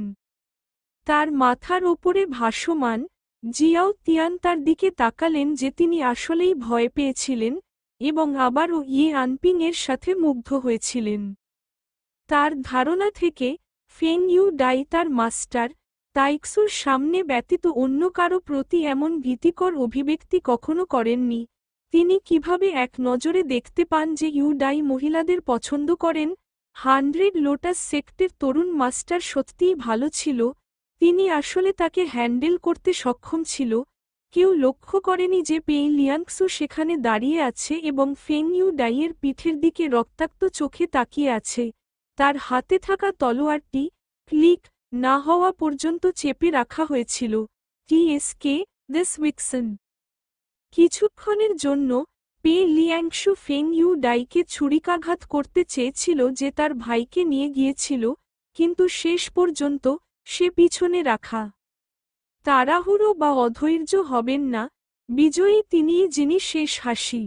ইয়ে আনপিং তাকে এটি শিখিয়েছেন এবং তাকে অনেক ইতিবাচক চিন্তার উদ্ধৃতি মুখস্থ করে দিয়েছেন যাতে তিনি যখনই মুখোমুখি হন তখনই সেগুলি মনে রাখতে পারে। অসুবিধা তার চেহারা সেই ভিক্সেনের চেয়ে খারাপ ছিল না এবং সে তার চুলকে রূপালি রং করতে পারে। শুধুমাত্র তার আধ্যাত্মিক মূলের মূল্য ফেং ইউ ডাইয়ের সাথে তুলনা করতে পারে না। সে হয়তো তাকে ছাড়িয়ে যেতে পারবে না, কিন্তু যখন ইয়ে আনপিংয়ের অনুভূতির কথা আসে, তখন সেই ভিক্সেন তার সাথে তুলনা করতে পারে না। অনুভূতি শুধু অধিকার ছিল না, দেওয়ার প্রয়োজনও ছিল। পে লিয়াংশু তার মুঠি চেপে ধরল যেন একটা শপথ করছে। ভাই, আমি আপনাকে প্রমাণ করব যে আমি সেই 6-এর চেয়ে 10,000 গুণ ভালো। ভাই বললেন সোনা সবসময় জ্বলে, তাই সে সোনা হতে চলেছে। পেই লিয়াংসু গ্যাজেবোর দিকে হাঁটতে থাকা দুজন লোকের দিকে তাকাতে থামলেন এবং ট্রেনিং গ্রাউন্ডের প্রান্তে একটি তরবারি পরীক্ষার খুঁটির দিকে এগিয়ে গেলেন। তিনি স্টোরেজ ব্যাগ থেকে একটি হলুদ তাবিজ বের করলেন, এতে ফেং ইউ ডাই শব্দগুলি লিখেছিলেন। তারপর এটি খুঁটির উপর সাঁটালেন এবং পাগলের মতো তরবারি দিয়ে এটিকে কেটে ফেললেন। জাহান্নামে যাও, ভিক্সেন। কাঠের খুঁটিটি এক মুহূর্তে তার দ্বারা টুকরো টুকরো হয়ে গেল, কিন্তু সে থামল না। পরিবর্তে তিনি অবিলম্বে আরেকটি খুঁটি খুঁজে পেলেন, এতে ফেং ইউ ডাইয়ের নাম পেস্ট করুন এবং কাটা চালিয়ে যান। অন্যদিকে ফেং ইউ ডাইয়ের সাথে প্যাভিলিয়নে বসার পরে ইয়ে আনপিং জানতেন যে তিনি এমন কেউ নন যিনি ঝোপের চারপাশে মারতে পছন্দ করেন, তাই জিয়াউডি চা নিয়ে আসার পরে তিনি সোজা চলে যাওয়ার জন্য প্রস্তুত ছিলেন বিন্দু, কিন্তু তারপরে তিনি ফেং ইউ ডাইকে পেই লিয়াংসুর দিকে চুরি করতে দেখেছেন, যিনি খুব দূরে কাঠের খুঁটি কাটছিলেন এবং সময়ে সময়ে বোকামি করে হাসছিলেন। তৎক্ষণাৎ তার কপালে নীল শিরা উঠে গেল এবং সে সাহায্য করতে না পেরে গাজেবোতে পাথরের টেবিলে তার হাত মারল। ব্যাং ফেং ইউ ডাই একটি ভীত বিড়ালের মতো ছিল, তার রূপালি চুল দাঁড়িয়ে আছে, এবং সে দ্রুত মাথা ঘুরিয়ে সোজা হয়ে বসে তার দিকে তাকিয়েছিল। ইয়াং মাস্টার আপনি ভুল বুঝেছেন, আমি কেবল দৃশ্য দেখছিলাম, আপনার বোন নয়। হুহ, সত্যিই, এই 100 লোটাস সেক্টের এমন চমৎকার দৃশ্য রয়েছে এবং সবকিছুই খুব সুন্দর। যথেষ্ট, আনপিং দীর্ঘশ্বাস ফেলল। আমাকে শেষবারের মতো মনে করিয়ে দিই। আমার বোনের থেকে দূরে থাকো, আর ব্যবসায় নেমে পড়ি, উহহ। ফেং ইউ ডাই রসুনের মতো মাথা নেড়ে আনপিং তার জন্য ঢেলে দেওয়া চায় চুমুক দিল। বলুন, ইয়াং মাস্টার আমি শুনব, আপনাকে আমার দুটি জিনিস জিজ্ঞাসা করার আছে। হতবাক হয়ে ফেং ইউ ডাই তার হাতের পিছনে তার চিবুকটিকে সমর্থন করে, তার মাথাটি সামান্য কাত করে এবং আনপিংয়ের চোখের দিকে ঘনিষ্ঠভাবে তাকাল। তার রূপালি চুলগুলো তার কপালে ছড়িয়ে আছে, অর্ধেক চোখ ঢাকা। তার চোখ ঢেকে রূপালি চুল একটি পরিবর্তন এনেছে যা আনপিংয়ের মাথার ত্বকে শিহরণ তৈরি করেছে। কিন্তু তিনি অবাক হননি। তিনি জানতেন যে ফেং ইউ ডাই এখন একটি ছোট নোটবুক রাখা শুরু করেছে। কেন সে সেই ছোট্ট চিরকুটটি রেখেছিল? কারণ তিনি দারিদ্র্য এবং ভয়ের মধ্যে বড় হয়েছিলেন, তাই তিনি একটি গণনামূলক এবং প্রতিহিংসাপরায়ণ চরিত্র গড়ে তুলেছিলেন। যদি সে একটি পয়সা হারায়, সে পরে 1000 পেনি চাওয়ার সুযোগ পাবে। এখন যখন সে শুনেছে যে তার কাছে তাকে কিছু জিজ্ঞাসা করার আছে, সে অবশ্যই ভেবেছিল যে সে তার সাথে একটি চুক্তি করতে চায়। এবং যেহেতু এটি একটি লেনদেন ছিল, একটি লাভজনক দিক এবং একটি ক্ষতির দিক থাকতে হবে, ন্যায়সঙ্গত চুক্তি বলে কিছু ছিল না। এই সময়ে তিনি 100% সতর্ক থাকবেন এবং কখনোই ক্ষতির সম্মুখীন হবেন না। ঠিক আছে, ইয়াং মাস্টার আমাকে বলুন। আচ্ছা, আনপিং নিঃশ্বাস ফেলে শান্তভাবে বললেন, আমি তোমার জীবন বাঁচিয়েছি, তাই তুমি আমার কাছে অনেক বড় অনুগ্রহের পাওনা। এখন আমি তোমাকে এই অনুগ্রহ শোধ করতে বলবো। ফেং ইউ ডাই মুগ্ধ হয়ে বললেন, আমি ভেবেছিলাম ইয়াং মাস্টার আমাকে দয়া করে বাঁচিয়েছেন। দেখা যাচ্ছে যে আপনি চেয়েছিলেন যে আমি আপনার কাছে ঋণী হই এবং কিছু সুবিধা ফিরে পেতে পারি। আকাশ থেকে পড়ে থাকা পাই খাওয়ার সাহস তোমার। আমি শুধু তোমার একটা উপকার করি, তবুও তুমি চাও আমি তোমাকে দুটি বিষয়ে সাহায্য করি। উক্সি টাউনে আপনার জীবন বাঁচানো একটি পক্ষ ছিল, এবং আমার মাকে আপনার ক্ষত সারাতে তার সত্যিকারের শক্তি ব্যবহার করতে বলা অন্যটি ছিল। আনপিং তার চোখকে সামান্য সংকুচিত করল এবং পিছপা হল না। যদি আমার মা তোমাকে সুস্থ করার জন্য তার সত্যিকারের শক্তি ব্যবহার না করতেন, আপনি ব্ল্যাক স্টার সেক্টের নির্বাচন মিস করতেন। ফেং ইউ ডাই অসন্তুষ্টিতে আনপিংয়ের দিকে তাকিয়েছিল, কিন্তু তাকে স্বীকার করতে হয়েছিল যে সে ঠিক ছিল, তাই সে জবাবে মাথা নাড়ল। ঠিক আছে, এটা দুটি সুবিধা। সেগুলো কি? প্রথমটি হলো আপনাকে অবশ্যই আমাকে ব্ল্যাক স্টার সেক্টে আনতে হবে। আপনাকে ভিতরে নিয়ে আসবেন। ফেং ইউ ডাই ভ্রুকুটি করে মাথা নাড়ল। যদিও আমার মাস্টারের কাছ থেকে আমার কাছে সুপারিশের একটি চিঠি আছে, তবে ব্ল্যাক স্টারের শিষ্যদের জন্য খুব বেশি প্রয়োজনীয়তা রয়েছে। আমি আপনাকে সাহায্য করতে পারি না। আপনি আমাকে আপনার সঙ্গী হিসাবে মনোনীত করবেন। সমস্ত নতুন শিষ্যদের তাদের সাথে কাউকে আনতে অনুমতি দেওয়া হয়। আমাকে এটি সম্পর্কে চিন্তা করতে দাও, এবং আমাকে দ্বিতীয় জিনিসটি বলুন। দ্বিতীয় বিষয় হল, দীক্ষা অনুষ্ঠানের সময় সদ্য দীক্ষিত শিষ্যরা স্বর্গীয় ধন বা জাদু অস্ত্র সম্বলিত 7টি বাক্সের মধ্যে একটি বেছে নেবে। সেই সময় আপনাকে অবশ্যই খালি শব্দটি লেখা বাক্সটি বেছে নিতে হবে এবং দিতে হবে। এটা আমার কাছে। ফেং ইউ ডাই বিস্মিত ছিল, এমন কিছু আছে? ঠিক আছে, এটা শিষ্যদের ভাগ্য নির্ধারণের জন্য একটি পরীক্ষা মাত্র। ইয়ে আনপিং কাঁধে তুলে বললেন, ভাগ্যের মতো জিনিস দেখা অসম্ভব, তাই ব্ল্যাক স্টার সম্প্রদায় এই পদ্ধতিটি নিয়ে এসেছে। সহজভাবে বলতে গেলে, যে ভাগ্যবান সে এই মূল্যায়নে সর্বোচ্চ স্কোর পাবে। 7টি বাক্সে বিভিন্ন মানের জিনিস রয়েছে, এবং যে সেরা পাবে সে সর্বোচ্চ স্কোর পাবে। ওই বাক্সে কি আছে? একটি ধন যা আপনি ব্যবহার করতে পারবেন না কিন্তু আমার এবং আমার বোনের জন্য দরকারি। কি ধন? কোল্ড বালি নামক কিছু। উত্তরাঞ্চলে এর মূল্য খুব বেশি নয়, তবে এটি এখানে কেনা যাবে না কারণ পশ্চিম অঞ্চলের অনেক কৃষক এটি ব্যবহার করেন না। ফেং ইউ ডাই হঠাৎ অনুভব করলেন কিছু ভুল ছিল, যেমন, কেন এই ব্যক্তি ব্ল্যাক স্টারের মূল্যায়ন সম্পর্কে এত কিছু জানেন? নির্বাচন প্রতি 5 বছর অন্তর অনুষ্ঠিত হয়, এবং মূল্যায়ন পরীক্ষা ভিন্ন ছিল। সাধারণ বিশ্বের সাম্রাজ্যিক পরীক্ষার মতো, পরীক্ষার বিবরণ গোপনীয় ছিল। তিনি ভ্রুকুটি করে জিজ্ঞাসা করলেন, বাক্সে কি আছে তা আপনি কিভাবে জানেন?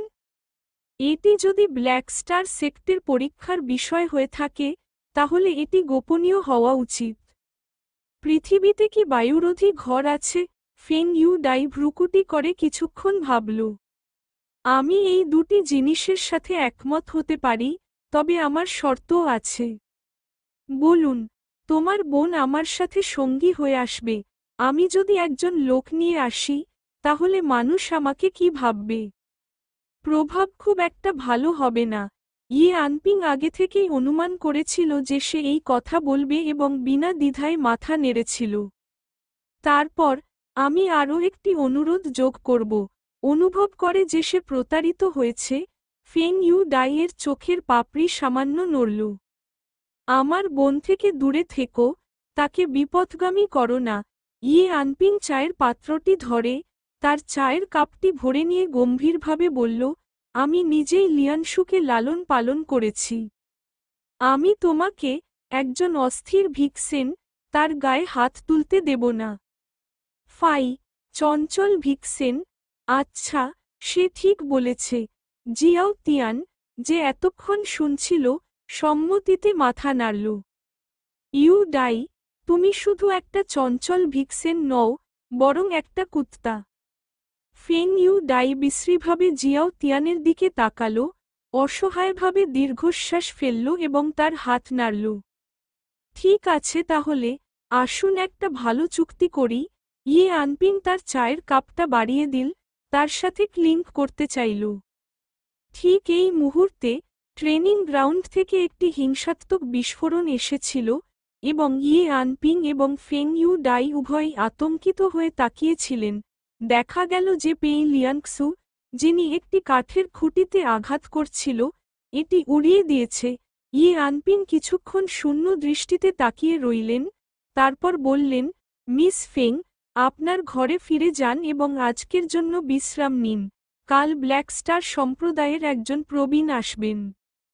তাকে আলিঙ্গন করে মৃত্যুর জন্য সাহায্য না করলেও একবার দেখে নিলাম যে দুজনে মনে হচ্ছে সুখে আড্ডা দিচ্ছে, আর তার ভাইও হাসছে। তারপর, তিনি নিয়ন্ত্রণ হারিয়ে কাঠের খুঁটিটি উড়িয়ে দিয়েছিলেন এবং এখন, এর চারপাশের মার্বেল মেঝেটি বিদ্যুতের মতো ফাটল দিয়ে ধাক্কা খেয়েছে। ইয়ে আনপিং আওয়াজ শুনে তাড়াতাড়ি চলে গেল, আর জগাখিচুড়ি দেখে মনে মনে দীর্ঘশ্বাস ফেলল। দেখে মনে হচ্ছিল যে তার ছোট বোন তার পাতার ছায়া তরোয়াল কৌশলে আরেকটি সাফল্য অর্জন করেছে। শ্যাডো মুন শোর্ড সেক্টের গোপন তরোয়াল কৌশলের তৃতীয় স্তর পাতাগুলিকে তরোয়ালে পরিণত করতে পারে। চতুর্থ স্তরে, আত্মাকে তলোয়ারে পরিণত করা যেতে পারে। মেঝেতে ফাটলগুলি নিঃসন্দেহে তার আভা দ্বারা সৃষ্ট হয়েছিল, ইঙ্গিত করে যে সে চতুর্থ স্তরের প্রান্তে পৌঁছেছে। তার কি এপিফেনি ছিল?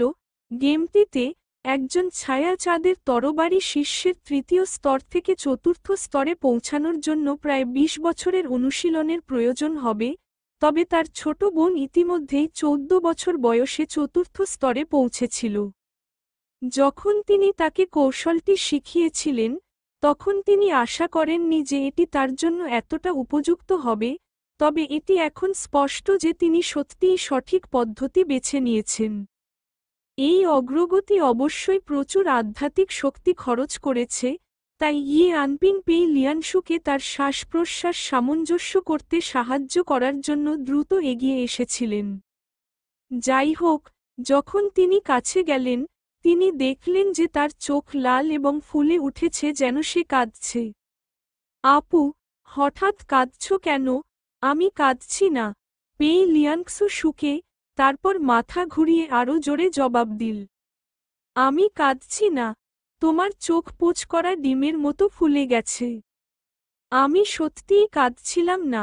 উহু, পেই লিয়ানক্সু দ্রুত তার চোখের কোণগুলি তার ভিতরের কনুই দিয়ে মুছে ফেলল, তারপর নিজেকে চেপে না ধরে ইয়ে আনপিংয়ের বাহুতে ছুঁড়ে দিল, তার বুকে তার মুখ চাপা দিল। আমি কাঁদছি না। উদ্ধৃতি চিহ্ন উদ্ধৃতি চিহ্ন। আনপিং জানতেন না তার সাথে কি ভুল ছিল, কিন্তু সে এতটাই খারাপভাবে কাঁদছিল যে সে তাকে সান্ত্বনা দেওয়ার জন্য কেবল তার পিঠে হালকা চাপ দিতে পারে। ঠিক আছে, ঠিক আছে, ভাই এখানে, কাঁদবেন না, কাঁদবেন না। আপনার বয়স 14, আপনি এখনো বাচ্চাদের মতো আচরণ করছেন কেন? আমি সত্যিই কাঁদছি না। পেই লিয়াংশু আনপিংকে এত শক্তভাবে জড়িয়ে ধরেছিলেন যে তিনি অনুভব করেছিলেন যে তার কিডনি এবং মেরুদণ্ড ব্যথায় চিৎকার করছে। বোন, ধর। সে তড়িঘড়ি করে পেই লিয়াংসুর হাত ধরল। তুমি আমার কোমর ভেঙে ফেলবে। এই মুহূর্তে ফেং ইউ ডাইউ এসেছিলেন, এবং মেঝেতে ফাটল এবং ছড়িয়ে ছিটিয়ে থাকা কাঠের চিপগুলির দিকে তাকিয়ে তিনি হতবাক হয়ে জিজ্ঞেস করলেন, হুহ। ইয়াং মাস্টার এটা কি? যাই হোক, কিছু কারণে ফেংইউ ডাই যখন মুখ খুললেন, পেই লিয়াংশুর শক্তি হঠাৎ করে কয়েকগুণ বেড়ে গেল। ক্লিক শুনে ইয়ে আনপিং তার মুখ খুললেন এবং তীক্ষ্ণভাবে শ্বাস নিলেন, জেনে যে তার কিছু হাড় সম্ভবত ফাটল। এটা কিছুই না, মিস ফেং, আপনার বিশ্রামে ফিরে যাওয়া উচিত। ফেং ইউ ডাই থামলেন, এবং কিছুক্ষণের জন্য তিনি ইয়ে আনপিং এর প্রতি ঈর্ষা অনুভব করলেন। তিনি পেই লিয়ানশুকে আলিঙ্গন করতে চেয়েছিলেন এবং একটি নষ্ট শিশুর মতো আচরণ করতে চেয়েছিলেন। কিন্তু আনপিং এইমাত্র যা বলেছিলেন তা মনে রেখে, তিনি শীঘ্রই প্রতিদিন পেই লিয়াংশুর সাথে থাকবেন, এবং আলিঙ্গন করার প্রচুর সম্ভাবনা থাকবে, তাই কোনো তাড়াহুড়ো নেই। তাহলে, আমি এখন অবসর নেব। আমি তোমাকে যা বলেছি তা ভুলে যেও না। চিন্তা করবেন না, আমি সবসময় আমার কথা রাখি। পেই লিয়াংশুকে শেষবার দেখার পর, ফেং ইউ ডাই যে দিক থেকে এসেছেন সেদিকেই পিছিয়ে গেল।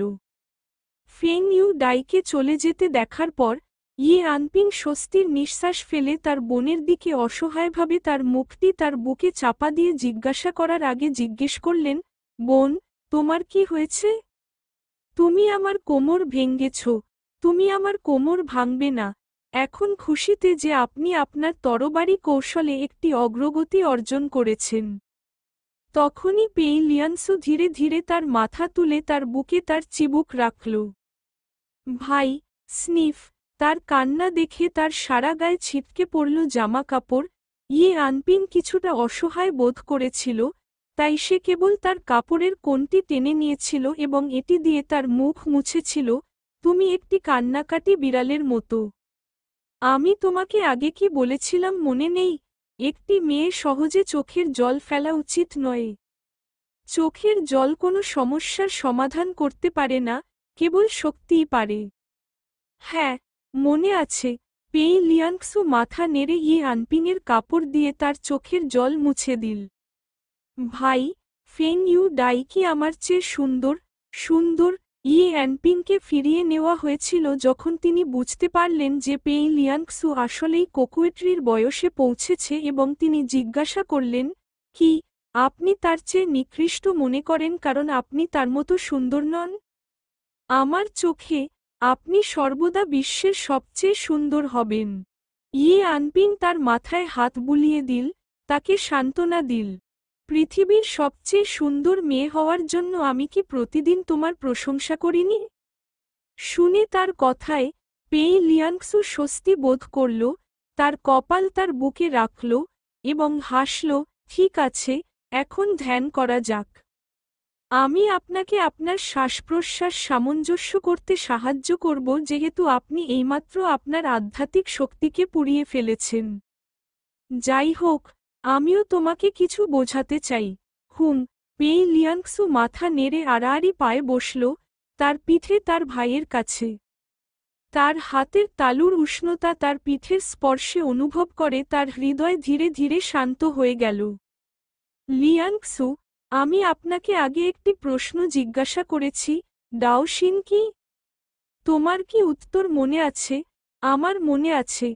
পেই লিয়াংসু অবিলম্বে উত্তর দিয়েছিলেন, আমরা যাকে ডাওশিন বলি তা হল মন্দকে দূর করা এবং ভালো করা, মানুষের আকাঙ্ক্ষা দূর করা এবং প্রকৃতির নীতিগুলি রক্ষা করা। জ্ঞান এবং কর্মের একতা সবকিছুতে হৃদয়ের বিবেকের দিকে নিয়ে যায়।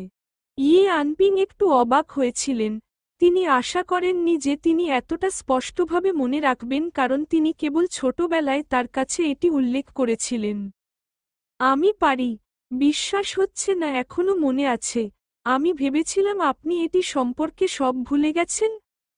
যদিও আমি জানি না এর অর্থ কী, যেহেতু আপনি এটি মুখস্থ করার সময় বলেছিলেন, তাই আমি এটি করেছি। তারপর এটি ভালোভাবে মনে রাখবেন, এটি একটি পূর্ণ স্কোর উত্তর। সম্পূর্ণ স্কোর আপনি আগামীকাল জানতে পারবেন। অন্যদিকে ঘরে ফিরে ফেং ইউ ডাই বিছানায় শুয়ে আনপিংয়ের দুটি জিনিসের কথা ভাবছিলেন। তাকে জিজ্ঞাসা করল, সে যতই অস্বস্তিকর বোধ করল, তার মনে হল যে সে তার থেকে সুবিধা নিয়েছে এবং সে শান্তভাবে বিশ্রাম নিতে পারছে না। আপনি মনে করেন যে ইয়াং মাস্টার একটু অদ্ভুত, সে অদ্ভুত, কিন্তু জিয়াও তিয়ান, যিনি বালিশে বিশ্রাম নেওয়ার মতো চারপাশে ভেসে বেড়াচ্ছেন, মুখ তুলে তাকিয়ে হাসলেন।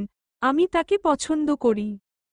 আপনি তাকে পছন্দ করেন, তার হৃদয় সঠিক জায়গায় রয়েছে এবং তিনি ব্ল্যাক স্টারের নির্বাচনী পরীক্ষার প্রশ্নগুলি জানেন, যা দেখায় যে তার যোগাযোগের একটি খুব বিস্তৃত নেটওয়ার্ক রয়েছে, যা একজন কিশোরের জন্য খুব বিরল। তার বয়সী বেশিরভাগ শিশু এখনও কাদায় খেলছে। তাছাড়া তার দ্বৈত আধ্যাত্মিক মূলের সাথে, তিনি 15 বছর বয়সে কিউই রিফাইনিং পর্যায়ে তৃতীয় স্তরে পৌঁছেছেন। যদি সে আপনার স্বর্গীয় আধ্যাত্মিক মূল থাকত, তবে তার চাষের স্তর অবশ্যই আপনার চেয়ে বেশি হবে। আরে, সে কি আপনাকে স্ন্যাক্স দিয়ে ঘুষ দিয়েছে? সে আমাকে দেখতে পাচ্ছে না। যদি সে পারে, আমি তাকে স্বর্গীয় ডাও স্ক্রোল দেখাতে আপত্তি করব না। এবং আপনি কি লক্ষ্য করেননি? লক্ষ্য করুন কি, তার বোনের দ্বারা অনুশীলন করা তরোয়াল ফর্ম কোনোভাবেই একটি সাধারণ তরবারি কৌশল নয়। আমি কুই রিফাইনিং পর্যায়ে এমন একজন অনুশীলনকারীকে খুব কমই দেখি যিনি এত দক্ষতার সাথে আধ্যাত্মিক শক্তি ব্যবহার করতে পারেন। আমি নিশ্চিত যে এটি ছায়া চাঁদের গোপন তরোয়াল কৌশল হওয়া উচিত। শোর্ট সেক্ট বা একটি তরবারি ফর্ম প্রাচীনকাল থেকে চলে গেছে। জিয়াও তিয়ান ফেং ইউ ডাইয়ের পাশে ভেসে ওঠে এবং তার কাঁধে চাপ দেয়। ইউ ডাই, তার সাথে ঘনিষ্ঠ সম্পর্ক থাকলে ক্ষতি হবে না। এটি ছিল প্রথম ফেং ইউ ডাই শুনেছিল যে জিয়াও তিয়ানকে এই ধরনের মূল্যায়ন করেছে, এবং সে কিছুটা অবাক হয়েছিল, তবে পেই লিয়াংসুর কথা ভেবে সে অবিলম্বে সম্মত হয়েছিল। সর্বোপরি, তিনি মিস পেয়ের ভাই এবং ভবিষ্যতে আমার শ্যালক হবেন। আমার তার সাথে আরও ভালোভাবে মিশতে হবে, ভাই জামাই। হতবাক, জিয়াও তিয়ান একটা দীর্ঘ নিঃশ্বাস ফেলে ফেং ইউ ডাইকে কপালে লাথি মারলেন। ইউ ডাই, তুমি কি বোকা? যদি আমার শক্তির অভাব না থাকত, আমি অবশ্যই এখনই তোমার পাছায় লাথি মারতাম। ফেং ইউ ডাই জিয়াও তিয়ানকে সম্পূর্ণরূপে উপেক্ষা করেছিলেন যে তাকে ঘুষি ও লাথি মারছিল, এবং সে পরিবর্তে একজন নিম্ফোম্যানিয়ার মতো হেসেছিল। পেই লিয়াংসু কিভাবে অনুশীলন করছিল তা স্মরণ করে তার তলোয়ার আগে, তিনি তার বুকে জড়িয়ে ধরেছিলেন এবং বিছানার চারপাশে ঘুরছিলেন, মিস পেই খুব দুর্দান্ত, আমি সত্যিই মিস পেইকে আলিঙ্গন করতে চাই, সাইট ম্যাপ দান করুন। পরের দিন দুপুরে ইয়ে আনপিং তখনও ঘুমাচ্ছিলেন যখন জিয়াউডি তাকে দ্রুত বিছানা থেকে নামিয়ে আনলেন। তাকে গুঁড়ো করা হয়েছিল, চিরুনি দেওয়া হয়েছিল এবং নতুন জামাকাপড় পরানো হয়েছিল এবং কিছুক্ষণের মধ্যেই তিনি একজন মহিয়ান যুবক হয়েছিলেন। প্রবাদটি হিসাবে, লোকটি তার পোশাকের উপর নির্ভর করে এবং ঘোড়াটি তার জিনের উপর নির্ভর করে। সাধারণ দিনে 100 লোটাস সেক্টে তিনি সাধারণত একটি লিলেন সোয়েটার পরতেন যখন তার চুল শুধুমাত্র একটি পানিটেলে বাঁধা ছিল। তিনি আনুষাঙ্গিক পরতে পছন্দ করতেন না। যদি সব সাহাবীরা তার চেহারা চিনতে না পারত, তবে তারা তাকে মূলত একটি দরিদ্র পরিবারের যুবক হিসাবে গণ্য করতেন। কিন্তু এখন, জিয়াউডি তাকে যে পোশাক পরেছিলেন, তাকে অবশেষে অমর পরিবারের একজন যুবক প্রভুর মতো দেখাচ্ছিল, তার হাতাতে কালো মেঘের প্যাটার্ন এবং একটি সদাচারী, বিশুদ্ধ এবং উজ্জ্বল আচরণ। বাইরে যাওয়া অবশ্যই তাকে মানব পাচারকারীদের জন্য একটি লোভনীয় লক্ষ্যে পরিণত করবে। পাশে, জিয়াউডি তার মুখ ঢেকে একটি মৃদু হাসি দিয়ে বলল, ইয়াং মাস্টার, আপনি এখন খুব সুন্দর দেখাচ্ছে। এমনকি চাকররাও সাহায্য করতে পারে না কিন্তু আপনাকে ঝাঁপিয়ে পড়তে চায়। ইয়ে আনপিং আয়নায় নিজের দিকে তাকিয়ে চুপচাপ দীর্ঘশ্বাস ফেলল। ব্ল্যাক স্টারের প্রবীণ কি এখনও এসেছেন? হ্যাঁ, এল্ডার ওয়াং প্যাট্রিয়ার্কের সাথে দাবা খেলছেন। প্যাট্রিয়ার্ক আমাকে বিশেষভাবে আপনাকে একটু আনুষ্ঠানিকভাবে পোশাক পরতে এবং দুপুরের চা অনুষ্ঠানে যোগ দেওয়ার নির্দেশ দিতে বলেছেন। হ্যাঁ, হ্যাঁ, আমি জানি। ইয়ে আনপিং তার বাবার উদ্দেশ্য বুঝতে পেরেছিলেন।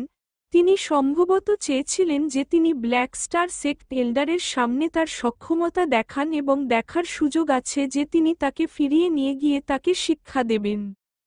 যদিও তার বৃদ্ধের ধারণা ভালো হতে পারে, এটা লজ্জার বিষয় যে 100 লোটাস সেক্ট, প্রথমত, একটি নির্দিষ্ট চাষ পদ্ধতি পাস করেনি, এবং দ্বিতীয়ত, কোন বিখ্যাত চাষী উৎপাদন করেনি। একটি চাকরির আবেদনের জীবনবৃত্তান্তে young master of the 100 lotus সেক্টের শিরোনাম, কিন্ডারগার্টেন ক্লাস অ্যাওয়ার্ড, এর সমতুল্য ছিল, যা ছিল নগণ্য। তার জামাকাপড় গুছিয়ে রাখার পর, জিয়াউডি তার বেল্টে সোনার এবং জেড ট্যাসেল ঝুলিয়ে তাকে স্বর্গীয় প্যাভিলিয়নে নিয়ে গেল। ইয়ে আনপিং তার বাবাকে বিব্রত করতে চাননি, তাই প্রবেশ করার পরে, তিনি জিয়াউডির পরামর্শ অনুসরণ করেছিলেন এবং ইয়ে আও এবং তার মন্দিরে সাদা চুলের একজন বৃদ্ধ লোককে খুব আনুষ্ঠানিকভাবে সালাম করলেন। তারপর, তিনি তাদের চা পরিবেশনের উদ্যোগ নেন, চা মেশাতে এবং 1 ঘন্টা জল ঢালতে। দুজনের খেলা শেষ হওয়ার আগে তিনি 1 ডজনেরও বেশি বার হাসলেন। এল্ডার ওয়াং, তোমার দাবার দক্ষতা সত্যিই ভালো, আমি পরাজয় স্বীকার করতে রাজি। হে হে, এল্ডার ওয়াং মুচকি হেসে তার দাড়িতে হাত দিয়ে বললেন, আমার মাতৃপতি প্রায়ই আমাকে দাবা খেলায় তার সাথে যাওয়ার জন্য ডেকে পাঠান, এবং আমি এমনকি বেশ কয়েকবার জিতেছি। যদি আমি আপনার কাছে পরাজিত হই, চিফ ইয়ে, তাহলে আমার মাতৃপতি হবেন। মুখ হারান, আহাহা, তাই এমনই হয়। তাদের একে অপরের প্রশংসা গান শুনতে শুনতে ক্লান্ত, ইয়ে আনপিং দাবাবোর্ডের দিকে তাকালো, 2 বৃদ্ধের জন্য কিছুটা বিব্রত বোধ করে। তিনি যখন তার পূর্ববর্তী জীবনে উচ্চ বিদ্যালয়ে ছিলেন, তিনি ইয়ুথ দাবা প্রতিযোগিতাতে অংশগ্রহণ করেছিলেন এবং প্রথম স্থান অর্জন করেছিলেন। তার মতে, এই 2 ব্যক্তির দাবা দক্ষতা কিন্ডারগার্টেনের শিশুদের লড়াইয়ের মতোই ছিল। এমনকি তিনি অনুভব করেছিলেন যে এই 2 বৃদ্ধ যারা শত শত বছর ধরে বেঁচে ছিলেন তারা তার আগের জীবনের উচ্চ বিদ্যালয়ের সহপাঠীদের মতো ভালো নাও হতে পারে। আর এই বুড়ো বলেছে সেও ব্ল্যাক স্টারের মাতৃপতিকে পরাজিত করেছে? 1000 বছর ধরে বেঁচে থাকা সেই বুড়িও কি এত খারাপভাবে দাবা খেলতেন? এটা উচিত নয়। দুজনে তাদের ব্যবসা সম্পর্কে কিছুক্ষণ কথা বলার পর, এল্ডার ওয়াং ইয়ে আনপিংয়ের দিকে তাকিয়ে জিজ্ঞেস করলেন, প্রধান ইয়ে, আপনি আমাকে 500 বছরের পুরনো আধ্যাত্মিক ভেষজ পাঠিয়েছেন। আমার ধারণা আপনি শুধু চাননি যে আমি আসব এবং দাবা খেলা, তাই না? আহাহা! ইয়াও ক্ষমাপ্রার্থীভাবে হেসে উঠল, তারপর আনপিংয়ের কাঁধ ধরে বলল, বড় ওয়াং, এই আমার ছেলে যে এই বছর 15 বছর বয়সী। আমি কি আপনাকে তাকে কিছু পরামর্শ দিতে বলবো? উপদেশ দেওয়া সহজ, কিন্তু এল্ডার ওয়াং আবার তার দাড়িতে আঘাত করলেন। আপনি যদি তাকে ব্ল্যাক স্টারের অভ্যন্তরীণ বৃত্তে প্রবেশ করতে দেওয়ার কথা ভাবছেন, তবে দয়া করে আমাকে ক্ষমা করুন, আমি এতে কিছু করতে পারি না। প্রধান আপনার জানা উচিত যে অভ্যন্তরীণ শিষ্যদের জন্য ব্ল্যাক স্টার সম্প্রদায়ের কঠোর প্রয়োজনীয়তা কিছু নয়, যে আমার মতো একজন নগণ্য উপপ্রধান প্রভাবিত করতে পারে। হ্যাঁ, হ্যাঁ, বুঝেছি। আও তার হাত কাঁপিয়ে জিজ্ঞেস করল, বাইরের বৃত্তের কথা কেমন?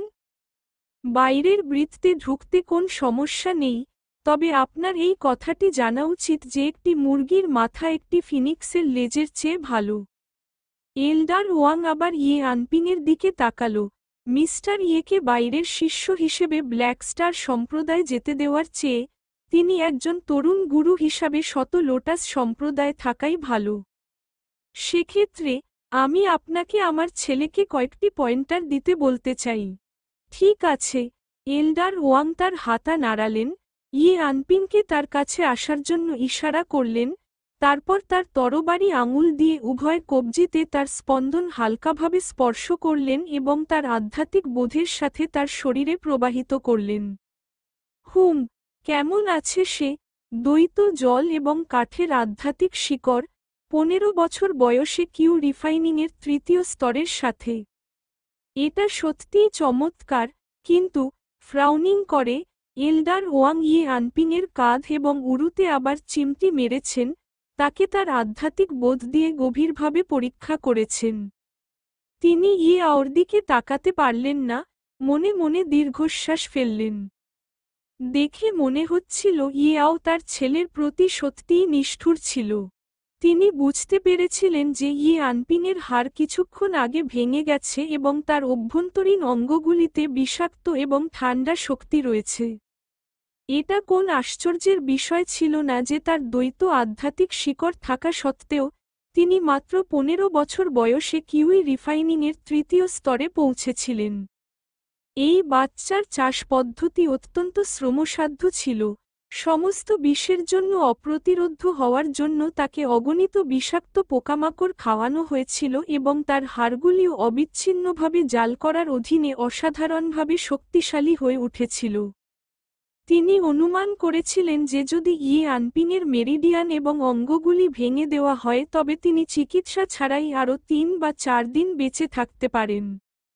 এই কঠোর পদ্ধতিটি প্রকৃতপক্ষে চাষ করার সর্বোত্তম উপায় ছিল, কিন্তু বাস্তবে অনেক লোকই টিকে থাকতে পারে না। বেশিরভাগ চাষি যারা এই ধরনের তপস্বী পদ্ধতির চেষ্টা করেছিল তারা হয় পথে পাগল হয়ে গিয়েছিল বা সরাসরি মারা গিয়েছিল। অবশ্যই, আও এর কোন ধারণা ছিল না যে আনপিং নিজেই এত কঠোর অনুশীলন করছেন। ছেলের লেখাপড়ার ব্যাপারে তিনি সর্বদাই অবাধ লাগাম দেওয়ার পদ্ধতি মেনে চলেন এবং যতক্ষণ পর্যন্ত তার চাহিদা খুব বেশি না হয়, তিনি মূলত তাকে যা চান তাই দিতেন। আও ঘাড় প্রসারিত করে জিজ্ঞেস করল, এল্ডার ওয়াং, কেমন আছে? চিত্তাকর্ষক। আমি দেখেছি দ্বৈত আধ্যাত্মিক মূল চাষিদের মধ্যে, আমি মনে করি না যে কেউ মিলবে। তারপর আও কিছুটা অবাক হয়ে বলল, তাহলে তোমার কোন পরামর্শ আছে?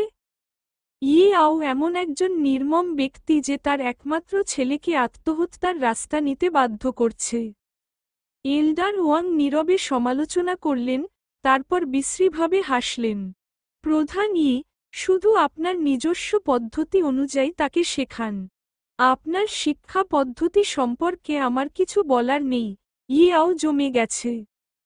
তার ধারণায় আনপিং প্রতিদিন যা করতেন তা ছিল অন্য লোকেদের, বিশেষ করে পেই লিয়ানশুকে ধমকানো।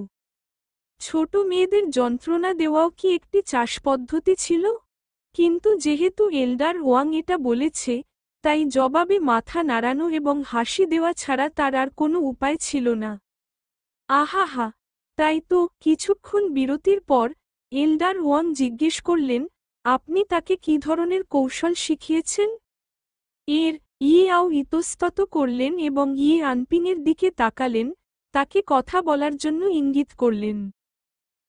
আনপিং দীর্ঘশ্বাস ফেললেন, হাত কাঁপিয়ে বললেন, আমার বাবা আমাকে ইয়াং রিভার সেক্টের মাইন্ড ইন্ট্রোডাক্টরি মেথড শিখতে বলেছেন এবং সেই সাথে 9 এলিমেন্টস অফ দ্য হার্টের গোপন কৌশলও শিখতে বলেছেন। তলোয়ার কৌশলটি হল interrogation sword of the shadow moon sword. সত্যি? এল্ডার ওয়াং একটু অবাক হয়ে বললেন, প্রধান আপনি নিশ্চয়ই এই কৌশলগুলির সংমিশ্রণে প্রচুর অর্থ ব্যয় করেছেন। শ্যাডো মুন সোর্ড সেক্টের লোকেরা তাদের গোপনীয়তা সস্তায় বিক্রি করে না। আহ, হা হা। ইয়াও ভ্রু তুলে আনপিংকে চোখ দিয়ে ইঙ্গিত করল। কি ইয়াং নদী সম্প্রদায়? হৃদয়ের 9টি উপাদান কি? জিজ্ঞাসাবাদের তরবারি কৌশল? কোথায় শিখেছ সে সব? আনপিং তাকে একটি ফাঁকা চেহারা দিয়েছেন। আমি নিজেই এটা শিখেছি।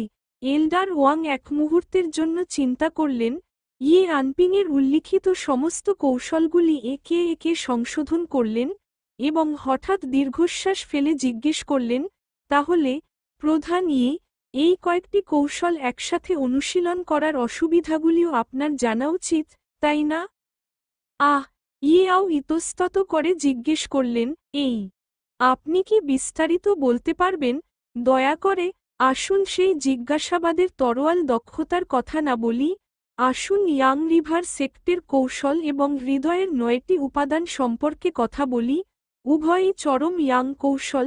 এল্ডার ওয়াং গম্ভীরভাবে বললেন, আপনি যদি এই দুটি কৌশলকে একত্রিত করে অনুশীলন করেন তবে আপনার অনিবার্যভাবে অতিরিক্ত ইয়াং শক্তি থাকবে। যদি সেই ইয়াং শক্তি অভ্যন্তরীণ অঙ্গগুলিতে জমা হয় এবং নিয়ন্ত্রিত না হয় তবে ভবিষ্যতে অনিবার্যভাবে সমস্যা দেখা দেবে। ইয়াও বুঝতে পারেননি এবং জিজ্ঞাসা করেছিলেন, কেন এটা কি? 15 বছর বয়সও সেই বয়স যে বয়সে আপনি আপনার সঙ্গীকে খুঁজতে শুরু করেন। এল্ডার ওয়াং আনপিংকে কাঁধে চাপ দিয়েছিলেন, তার শরীর ও মন নিয়ন্ত্রণ করতে এবং অতিরিক্ত ইয়াংকে বের করে দেওয়ার জন্য তার উপযুক্ত পরিমাণে মিলন প্রয়োজন। তার শরীর থেকে শক্তি। বাবা এবং ছেলে উভয়ের মাথার উপরে প্রশ্নচিহ্ন উঠে গেল। ইয়াও কোন ধারণা ছিল না, এমনকি আনপিং নিজেও জানতেন না যে এমন সমস্যা হবে। সর্বোপরি তিনি হেভেনলি সোর্ড ফ্যান্টাসি গেমের পদ্ধতি অনুসারে প্রশিক্ষণ নেন, তবে বিভিন্ন পেশাকে আলাদা করার জন্য দক্ষতার সংমিশ্রণ তৈরি করা হয়েছিল, তা তলব করার শৈলীই হোক না কেন বা তরোয়াল নিয়ন্ত্রণের স্টাইল। এল্ডার ওয়াং আবার দীর্ঘশ্বাস ফেলে বললেন, তবে আপনার চাষের পদ্ধতি বিবেচনা করে সঙ্গী কষ্ট পেতে পারে? মানে কি? অতিরিক্ত যৌন কার্যকলাপ কিডনির ঘাটতির মাধ্যমে পুরুষের শরীর এবং মহিলা উভয়কেই প্রভাবিত করতে পারে। এই পুরুষের প্রশিক্ষণ পদ্ধতি এবং এই দুটি দক্ষতা একত্রিত করে, যদি না সে তার থেকে 1 বা 2 স্তরের উপরে এমন একজন সঙ্গী খুঁজে না পায়, সঙ্গীটি প্রতিদিন পালিয়ে যাবে। মায়ের ঘরে লুকিয়ে থাকতে ইয়াওয়ের চোয়াল নেমে গেছে। একজন অংশীদার 1 বা 2 পর্যায়ে উচ্চতর, তিনি কি বোঝাতে চেয়েছিলেন যে তার ছেলেকে তার অংশীদার হতে কোর ফরমেশন পর্যায়ে একজন মহিলা খুঁজে পাওয়া উচিত? কিভাবে তাকে খুঁজে পাওয়া যায়? তিনি নিজেই একজন কোর ফরমেশন চাষী। এবং যদি আনপিং ফাউন্ডেশন বিল্ডিং পর্যায়ে পৌঁছে যায়, তাহলে তার কি তার অংশীদার হওয়ার জন্য একজন ন্যাসেন্ট সোল চাষীর সন্ধান করা উচিত নয়? কোর ফরমেশন বা ন্যাসেন্ট সোল পর্যায়ের নারীদের মধ্যে কোনটি কিউই রিফাইনিং বা ফাউন্ডেশন বিল্ডিং স্টেজ চাষীর অংশীদার হতে ইচ্ছুক? তাহলে আমাদের কি করা উচিত? এল্ডার ওয়াংও বুঝতে পেরেছিলেন যে তার উপরে 1 বা 2 পর্যায়ে একজন সঙ্গী খুঁজে পাওয়া অসম্ভব, তাই তার দাড়িতে আঘাত করার পরে তিনি বলেছিলেন, আপনি বোঝা ভাগ করার জন্য কয়েকটি উপপত্নী নিতে পারেন। তাহলে এটা এমনই। ইয়াও আনপিংয়ের দিকে তাকালো, বিশ্রীভাবে মাথা নাড়ল এবং তারপর তাকে একটি শক্ত প্যাট দিল। আপনি কি বুঝতে পেরেছেন? তাড়াতাড়ি করুন এবং এল্ডার ওয়াংকে ধন্যবাদ দিন। ওহ, আনপিং তার হাত কাঁপল এবং দ্রুত তার চায়ের কাপ ভর্তি করার জন্য এগিয়ে গেল। অনেক অনেক ধন্যবাদ, এল্ডার ওয়াং, আপনার পরামর্শের জন্য। আও মিশ্র অনুভূতি ছিল কারণ তিনি ইতিমধ্যেই আনপিংয়ের বিয়ে নিয়ে চিন্তিত ছিলেন। সেই মেয়ে, পেই, প্রতিদিন এই বাচ্চাটির দ্বারা উত্ত্যক্ত করত, এবং সম্ভবত সে ইতিমধ্যেই তাকে বিয়ে করতে রাজি ছিল না, কিন্তু এখন যখন তাকে বেশ কয়েকটি উপপত্নী গ্রহণ করতে হয়েছিল, সে কি আরও বেশি অনিচ্ছুক হবে না? তিনি তার ছেলের জন্য সাধারণ মহিলাদের বন্দী করার জন্য তার চাষের শক্তির উপর নির্ভর করে স্বৈরাচারী ছিলেন না। আচ্ছা, এই ব্যাপারটা নিয়ে পড়ে ভাবি। একটি দীর্ঘশ্বাস ফেলে আও বললেন, এল্ডার ওয়াং, আসলে অন্য একজন আছে যাকে আমার ছেলে আপনার সাথে পরিচয় করিয়ে দিতে চায়। পরিচয় দাও? আচ্ছা, এটা একটা মেয়ে যাকে আমার ছেলে কিছু দিন আগে এক দানব চাষির হাত থেকে উদ্ধার করেছে, এবং তার কাছে তাইক্সু মাস্টারের কাছ থেকে একটি সুপারিশের চিঠি রয়েছে। মনে হচ্ছে সে ব্ল্যাক স্টার সেক্টে যাওয়ার পরিকল্পনা করছিল। Great master তাইক্সু? এল্ডার ওয়াংয়ের চোখ বড় বড় করে জিজ্ঞেস করলেন, মেয়েটা কোথায়? সে পিছনের ঘরে সুস্থ হয়ে উঠছে। দয়া করে আমার সাথে আসুন। আও উঠে দাঁড়িয়ে আনপিংয়ের দিকে তাকালো। আনপিং, আমাদের অনুসরণ করুন। হুম। যে বাড়িতে ফেং ইউ ডাই থাকতেন, আনপিং দরজায় প্রবেশ করলেই হতবাক হয়ে যান। ফেং ইউ ডাই আসলে কালো মেঘের প্যাটার্ন সহ একটি সিল্কের পোশাক পরেছিলেন, এবং যেহেতু তিনি সুদর্শন জন্মগ্রহণ করেছিলেন, এই পোশাকটি এবং একটি বানের সাথে তার রূপালি চুল বাঁধা তাকে পরাবাস্তব দেখায়। যাই হোক, তিনি হতবাক হয়ে গিয়েছিলেন, কারণ সে সুন্দর ছিল না, বরং কারণ তিনি সাউডি তাকে যে পোশাক পরিয়েছিলেন তার কালো মেঘের প্যাটার্ন হাতার দিকে তাকালেন। এটি এমব্রয়ডারি প্যাটার্ন বা রঙই হোক না কেন, তার এবং ফেং ইউ ডাইয়ের পোশাকগুলি কেবল একটি দম্পতির পোশাক ছিল। এবং সেখানে সোনা এবং জেড ট্যাসেলগুলিও ছিল যা জিয়াউডি তার বেল্টে ঝুলানোর জন্য কোথাও থেকে এনেছিল। ফেং ইউ ডাইও এখন তাদের কোমরে ঝুলিয়ে রেখেছিলেন। বাকরুদ্ধ, আনপিং কং ইউলানের দিকে তাকালেন যিনি রুমেও ছিলেন, কিছু বলতে চান কিন্তু কিভাবে বলতে হবে তা জানেন না। কং ইউলান যখন তাকে তাকিয়ে দেখল, তখন সে খুশিতে তার দিকে চোখ বুলিয়ে নিল, যেন কৃতিত্ব চাইছে। তারা চিহ্ন মা তোমাকে ভালোবাসে, তুমি এই মেয়েটিকে পছন্দ করো জেনে, সে বিশেষভাবে তোমার জন্য এই কাপড়গুলো এনেছে। তারা চিহ্ন, জি, ধন্যবাদ, মা। এই মুহূর্তে ফেং ইউ ডাইও তার পোশাকটি লক্ষ্য করেছিলেন, তারপরে কং ইউলান যে পোশাকটি পরার জন্য জোর দিয়েছিলেন তার দিকে খালি দৃষ্টিতে তাকালেন, এবং তার চোখে একটি ধাক্কা দেখা গেল। সে চোখ দিয়ে আনপিংকে ইশারা করে জিজ্ঞেস করল, কি হচ্ছে? আনপিং সামান্য মাথা নাড়লেন, দীর্ঘশ্বাস ফেললেন, এবং তার চোখ ও নকল করে উত্তর দিলেন, আমার কিছু করার নেই। এদিকে জিয়াও তিয়ান মাঝ হাওয়ায় ভাসতে ভাসতে তার মুখ ঢেকে হাসতে হাসতে বলল, ইউ ডাই, দেখো তুমি এখন সেই ছেলের সাথে কতটা মিলছে। এরপরে আরও একটি আনন্দের বিনিময় হয়েছিল, এবং এল্ডার ওয়াং ফেং ইউ ডাইকে তার মাস্টার তাইক্সু সম্পর্কে জিজ্ঞাসা করেছিলেন এবং চিঠির সত্যতা এবং তিনি যে টোকেনটি বহন করেছিলেন তা যাচাই করেছিলেন। তারপর তিনি উক্সি টাউনের রাক্ষস চাষির বিষয়টি সম্পর্কে জিজ্ঞাসা করলেন। ফেং ইউ ডাই যখন কথা বলছিলেন, তখন কং ইউলান নিঃশব্দে আনপিংয়ের পাশে গিয়ে বড়াই করতে শুরু করলেন। আনপিং, এটা কেমন? মিস ফেংকে কি আজ তার পোশাকে ভালো লাগছে না? এই পোশাকগুলি মা বিশেষ করে আপনার এবং মিস ফেং এর জন্য গতকাল খুঁজে পেয়েছেন। মা, আনপিং বলতে চেয়েছিলেন যে তিনি যা করেছিলেন তা অপ্রয়োজনীয় ছিল, কিন্তু মনে হয়েছিল যে তিনি যদি এই কথা বলেন তবে তার মা তখনই দুঃখে কাঁদবেন।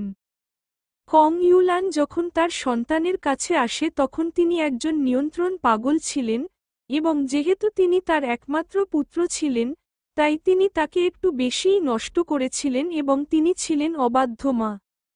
ইয়ে আনপিংয়ের এখনও মনে আছে যে তার বয়স যখন ৩ বছর, তিনি দুর্ঘটনাক্রমে একটি পুরানো পাথরের ইটের উপর পড়ে গিয়ে তার হাঁটুতে আঘাত পেয়েছিলেন। ফলস্বরূপ, যখন তার মা জানতে পারলেন, তিনি তাকে অবিলম্বে পাথরের ইটের কাছে নিয়ে এসে এটির দিকে ইঙ্গিত করলেন এবং এটিকে কঠোরভাবে অভিশাপ দিলেন। তারপরে, তিনি পাথরের ইট বিস্ফোরণে জাদু ব্যবহার করেছিলেন যা তাকে স্ল্যাগে ফেলেছিল এবং এমনকি শেষ পর্যন্ত সেখানে সমস্ত মেঝে টাইলস সংস্কার করে। বলা যায় সে পচা নষ্ট হয়ে গেছে। ইয়ে আনপিং কিছুক্ষণ ভাবলেন, এবং ঝামেলা এড়াতে তিনি কেবল মাথা নেড়ে বললেন, ধন্যবাদ, মা, আমার খুব ভালো লেগেছে। আমি আনন্দিত যে আপনি এটি পছন্দ করেছেন।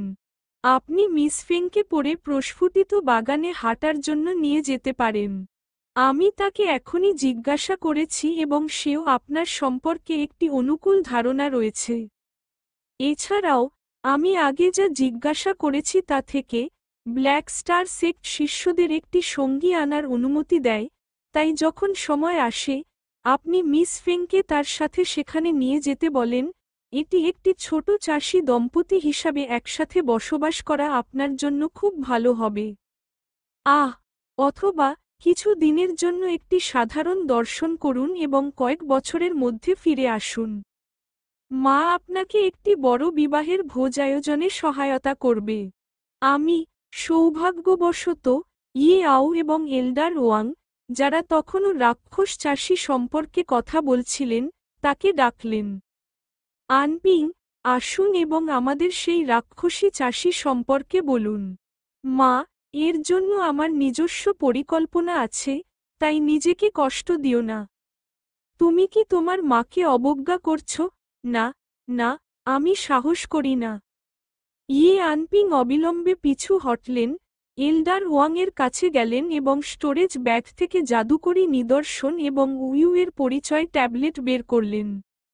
এল্ডার ওয়াং, এই দানবীয় চাষী তার উপর কি ছিল? এল্ডার ওয়াং সরু চোখে তাকালেন এবং জিজ্ঞাসা করলেন, মিস্টার ই, আপনার বাবা আমাকে আগে বলেছিলেন যে আপনি এবং আপনার বোন যখন রাক্ষস চাষীর সাথে দেখা করেছিলেন, তখন তিনি গুরুতর আহত হয়েছিলেন। তবে গুরুতর আহত হলেও, একজন কোর ফরমেশন চাষী অবশ্যই কেউ নয়। একজন কিউই রিফাইনিং চাষী মারতে পারে আপনি এবং আপনার ছোট বোনকে কিভাবে মেরেছেন? সেই মুহূর্তে, আমরা বনে আমাদের মন্ত্র অনুশীলন করছিলাম, এবং রাক্ষস চাষী আমাদের পথে ছুটে এসেছিল।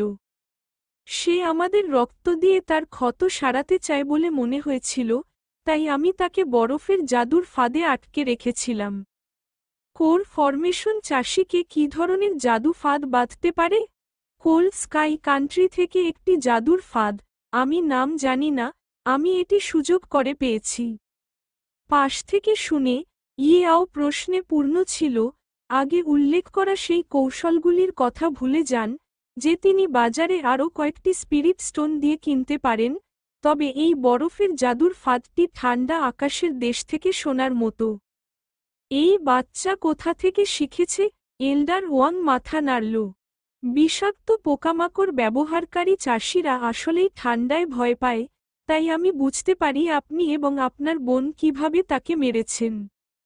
তার ব্যাগে এই জিনিসগুলি ছাড়াও আর কিছু ছিল, ব্ল্যাক মুন প্র্যাকটিস এর একটি খণ্ডও ছিল, তবে অবশ্যই এটি বলা যায় না।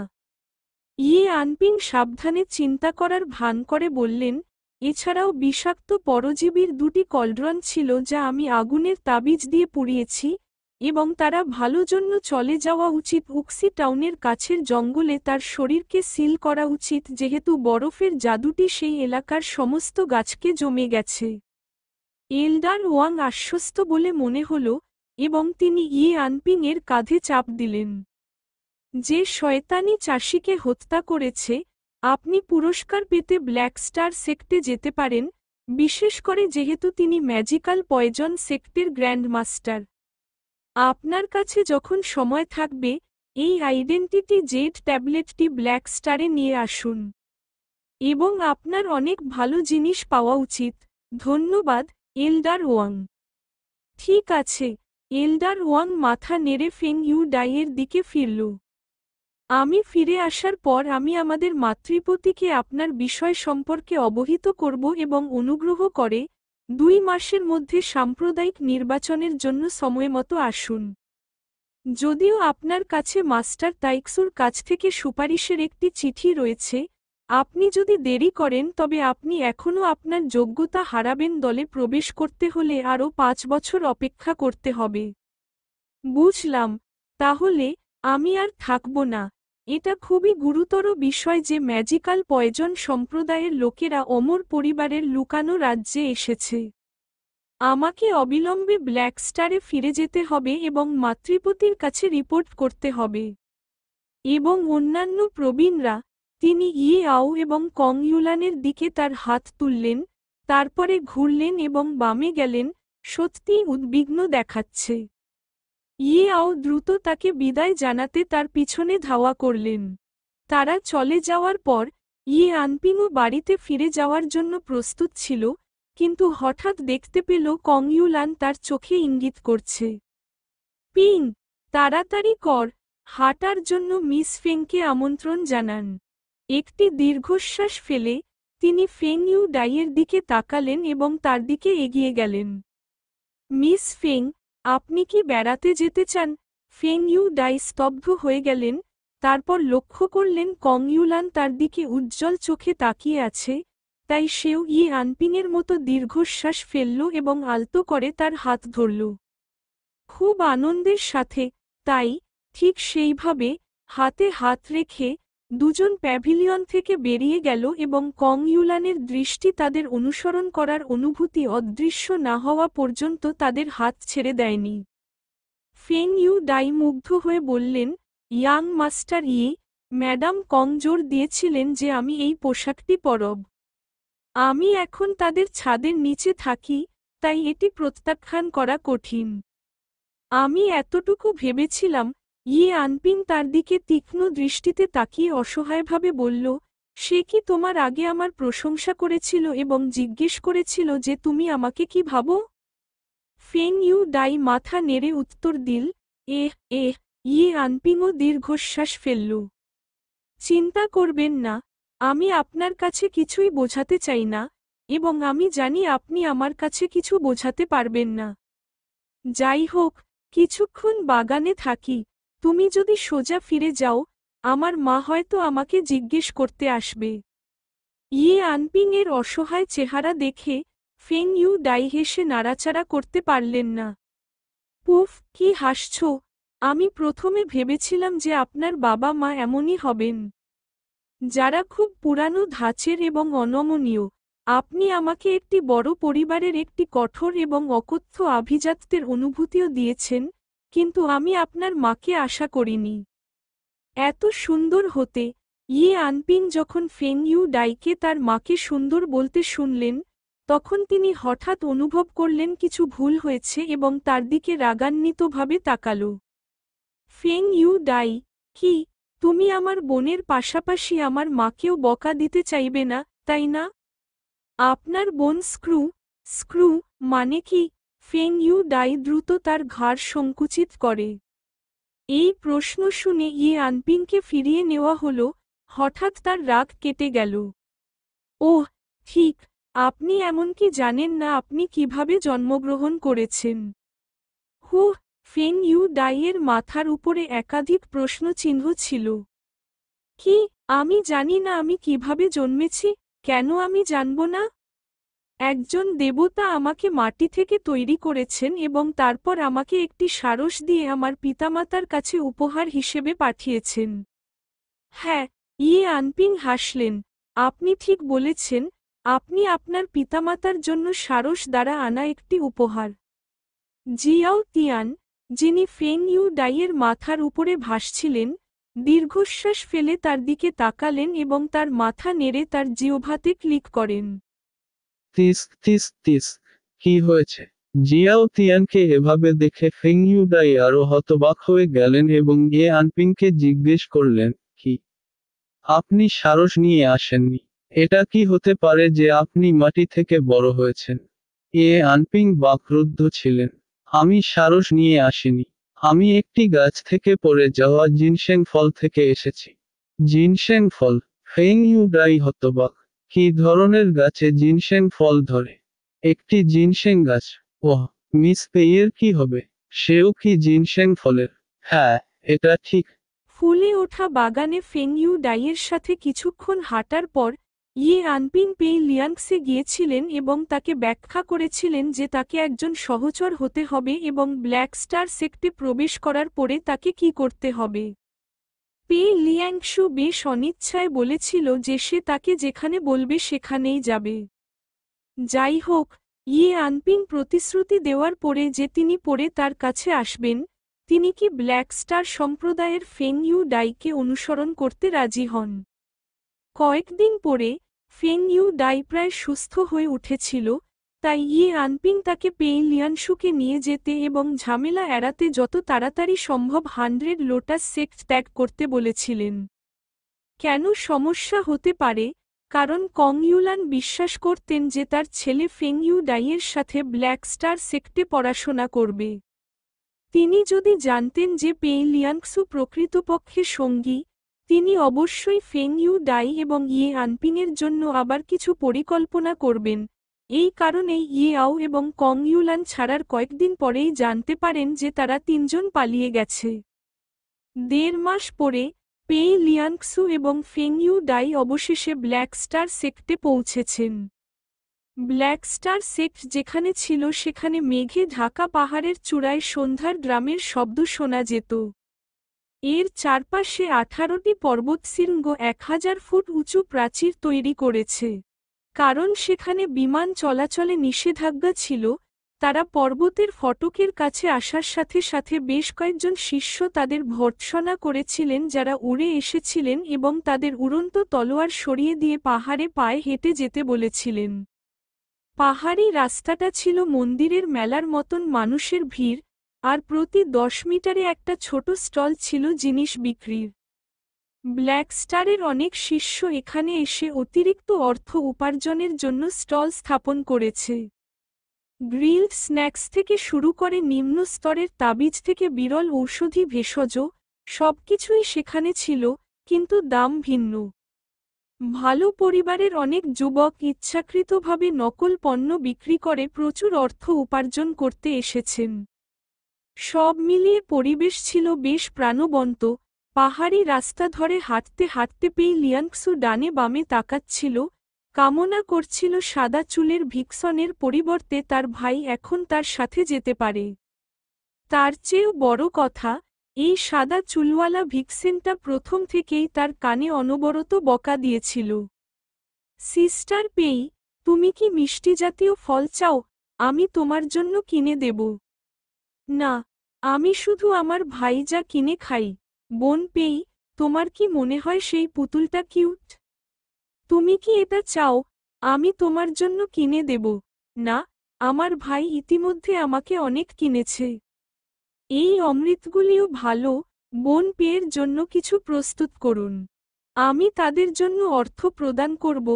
কোন দরকার নেই, আমি চলে যাওয়ার সময় আমার ভাই আমার জন্য কিছু বানিয়েছে। ফেং ইউ ডাইয়ের উৎসাহ ঠান্ডা কাঁধে পেয়েছিল কারণ পেই লিয়াংসু এটিকে মোটেও প্রশংসা করেননি, কিন্তু তিনি হাল ছেড়ে দেননি। 1.5 মাস ধরে তিনি ভ্রমণের সময় পেই লিয়াংশুকে খুশি করার চেষ্টা করেছিলেন। বোন পেই, আপনি 1 মাসেরও বেশি সময় ধরে হাসেননি, কেন আপনি আমাকে বলবেন না আমি কিভাবে আপনাকে খুশি করতে পারি? পেই লিয়াংশু, যিনি ইতিমধ্যেই তার উপর বিরক্ত ছিলেন, তিনি এটি সম্পর্কে চিন্তা করেছিলেন এবং ঠান্ডা গলায় বলেছিলেন, তুমি যদি কুকুরের মতো মাটিতে গড়াগড়ি দাও, আমি খুশি হব। রাস্তায় এই সমস্ত লোকের সাথে পেই লিয়াংসু ভেবেছিলেন যে তিনি চুপ থাকবেন, কিন্তু তিনি এখনও ফেং ইউ ডাইয়ের পুরু ত্বককে অবমূল্যায়ন করেছেন। এমনকি এটি সম্পর্কে চিন্তা না করেই ফেং ইউ ডাই পেই লিয়াংক্সুর সামনে হামাগুড়ি দিয়ে মাটিতে গড়িয়ে পড়লেন এবং কুকুরছানার মতো তার জিহ্বা বের করে তার দিকে হাত তুললেন।